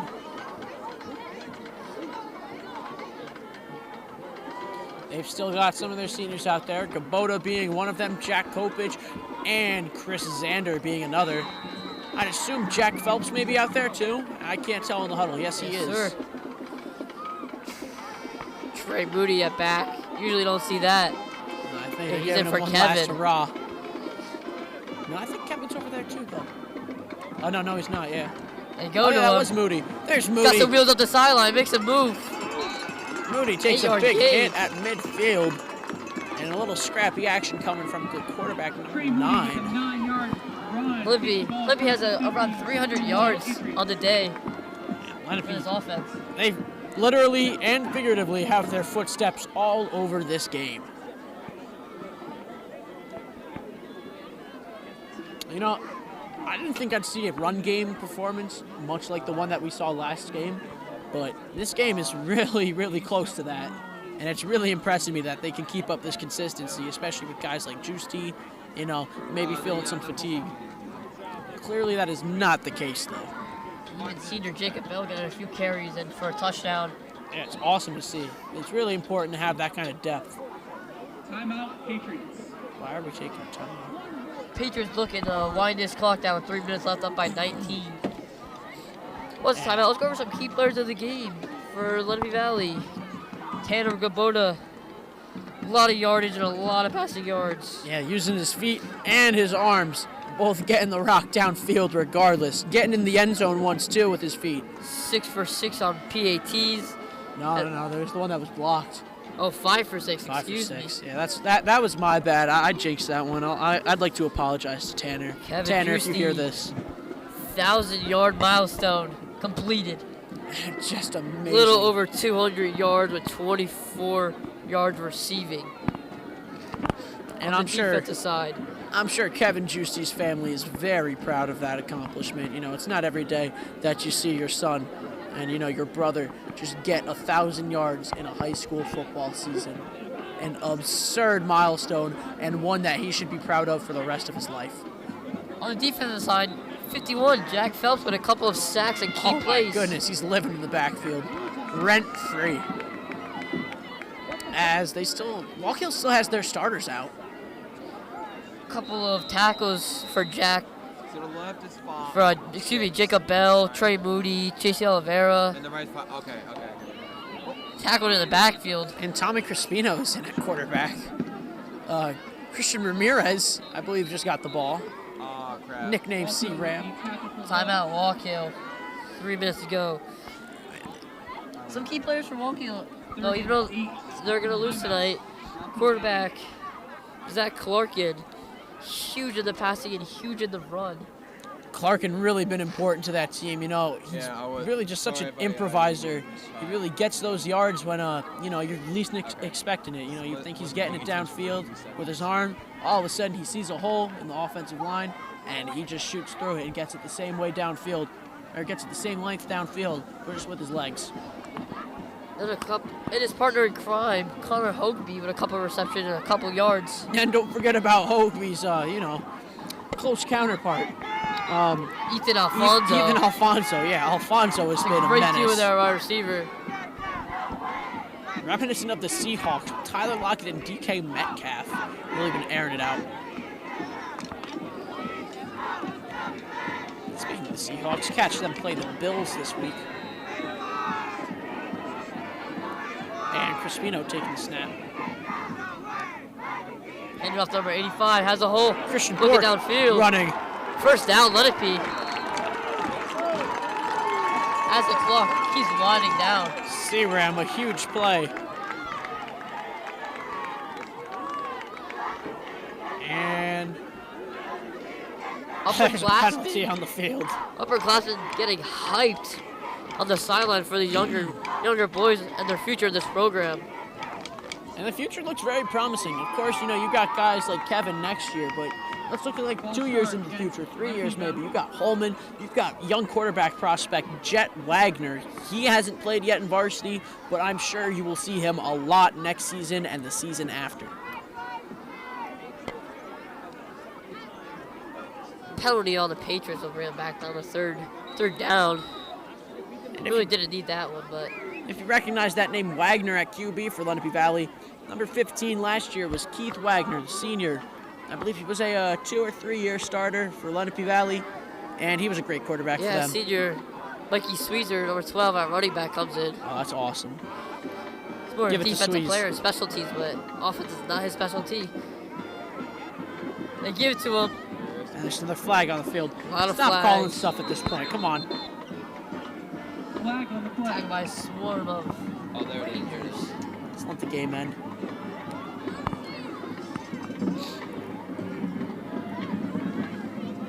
And I almost feel bad for the guys on the sideline now that aren't playing right now. Not because they're not playing, but because they're probably a little chilly. I know I am. I think the starters are coming back in to punt the ball. All right.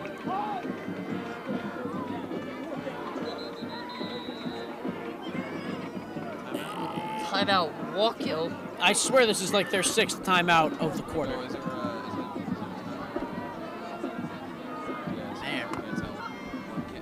Well, as the book is coming to a close on this game, what can you really take away from it, Jacob, from both sides of this, this game?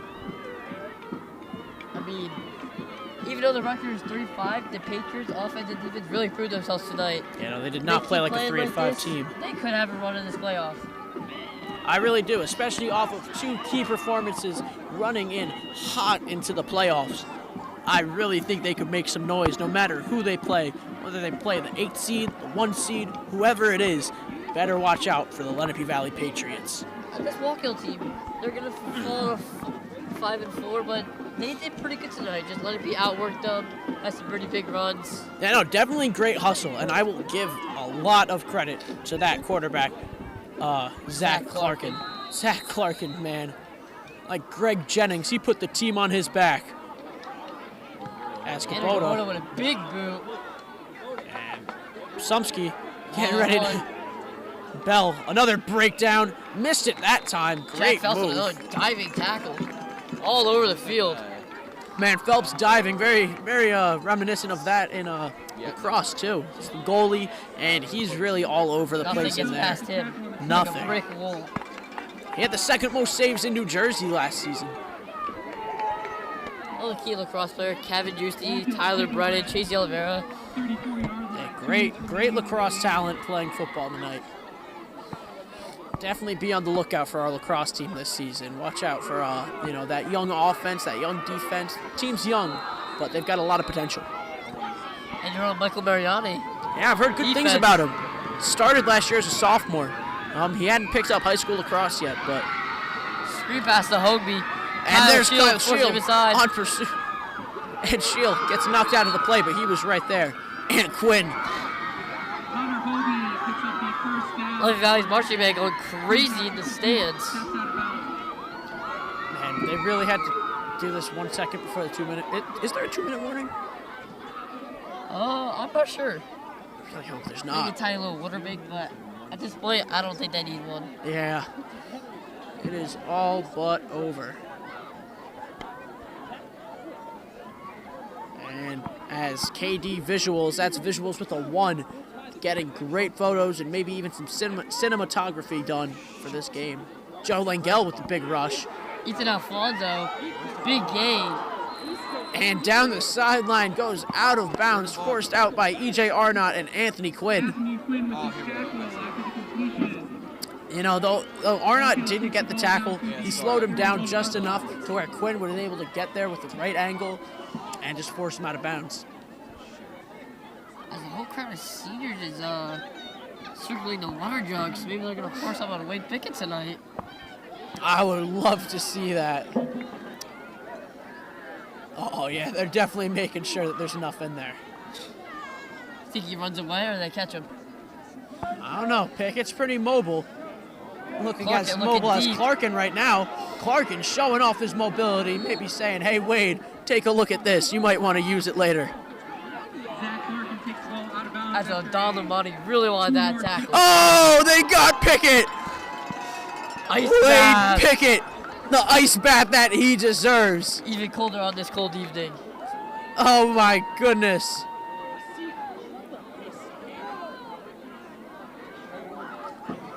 As he Listen, hugs his quarterback, Tanner Gabota. listen, they still got practice next week, so better maybe a watch couple out. of laps.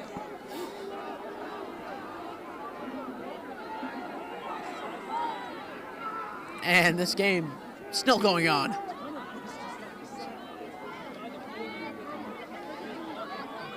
Great sling to number 2. And brought down. It's like Dominic Ericetti with the tackle. Ericetti. And the clock not going for whatever reason. Minute 40 left. Quick offense. And the clock just started. Arnott with the tackle. And they look to sling it. Arnott goes low. They go out of bounds. And Good question. Who's number 8? this game is just going on forever. You know what? We got the time. Let's take the time to admire the USA out. Let's try to see some of the best outfits that we've got in the student section. Right now, I'm seeing a Tre'Davious white Bills jersey. That's a great pull right there. Hey. A lot of varsity jackets, as Lenape Valley is red, white, and blue. A couple of American flags. Yeah, I like what I'm seeing. Land of the free, home of the brave. And Clarkin rolling out. overthrows Hobie. Could have been an easy touchdown for him. Incomplete. 3rd and short. And I just can't stop thinking about that ice that's just on the field from that absolute hilarious play of Wade Pickett, just dumping it on him. But now it's all over the field. I hope that doesn't affect anything later, as I see a Malik Neighbors jersey. Another great pull. So this game wait, hold on. And it's all the little things that really got this game done for Lenape Valley. The insane blocking in both the pocket and in the run game. As there's a nice little toe tap touchdown there by Ethan Alfonso. Touchdown. Minute 23 left. 41 Flag to on the 28. play. But there's a flags. flag. Touchdown, flag on the field. Will the touchdown stand? And I don't know, I saw on the way walking back, Wallkill was a little physical with their own player. I don't know if maybe someone made a mistake. Offsetting penalties. So the play will stand, and 6 points, I believe. Touchdown stands. Yep, touchdown stands. As announcer, Mr. Palachik, teacher at Lenape Valley.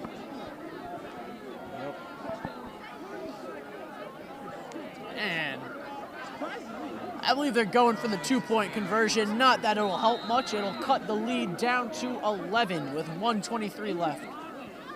Never mind, they're going for the kick. It is going to cut it to a 12-point game if it's good.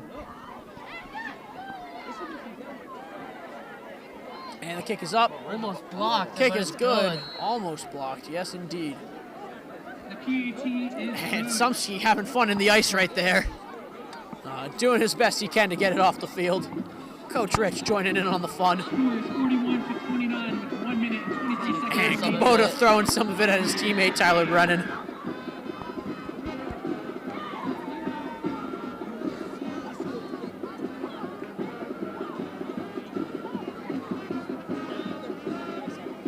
There's almost as much ice on the field as there is ice on Jack Kopich's neck. Jack Kopich known to have the drippiest apparel, as the kids say.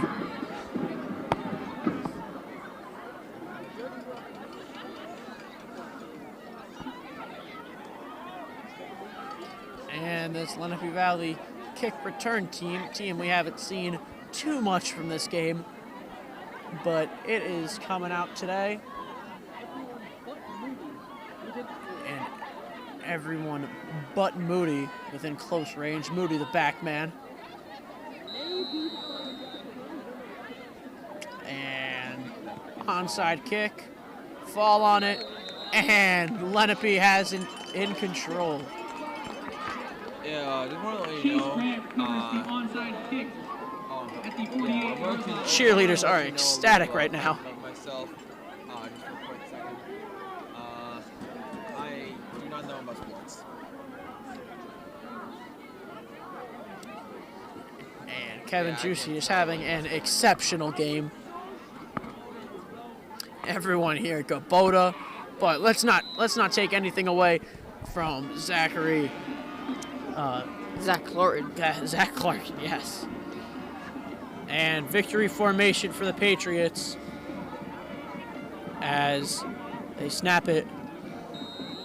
Lenape's gonna win this game 41-29. Much reassurance here from the Patriots, especially their seniors, knowing that their potential last time here on this field is a victory. I'm sure all these guys are sharing an emotional moment right now, and it's a beautiful thing to see for your Lenape Valley Patriots. As this game comes to end, we want to thank a couple people, the parents, friends, family, all coming out to support our seniors and players out on senior night. Of course. Thank our referees and the opposing team, Wallkill, for showing good sports. And 7 seconds on the snap clock. We also want to thank you guys at home for tuning into our live stream. Of course. Jacob Arnott and Michael Mariani here. And if you're just tuning in, I don't know why you would be. There are 33 and counting seconds left in this game. Lenape Valley going home with a W here in front of their home crowd. The first W at home of the season. Lenape Valley, 41-29. On senior night. A perfect ending to a perfect senior night. Have a good night. Stay safe. Good night. Lenape Valley. See you in the next one. Shaking hands. Coaches showing love. Really just goes to show how much of a brotherhood as Jack Kopich is on the big screen. Now Trey Moody. Beautiful thing. The ambulances are leaving. Luckily they haven't had to be used a lot. Top 6, the Yankees are up 2-1 over the Dodgers. I'm sure you'll be tuning into that after you tune out of this. And the cheerleaders, exuberant. And my Sixers are losing by 10. My Knicks are winning by 30. This has been Michael Mariani and Jacob Arnott, and we would like to bid you all a good night and thank you for tuning in. Go Patriots!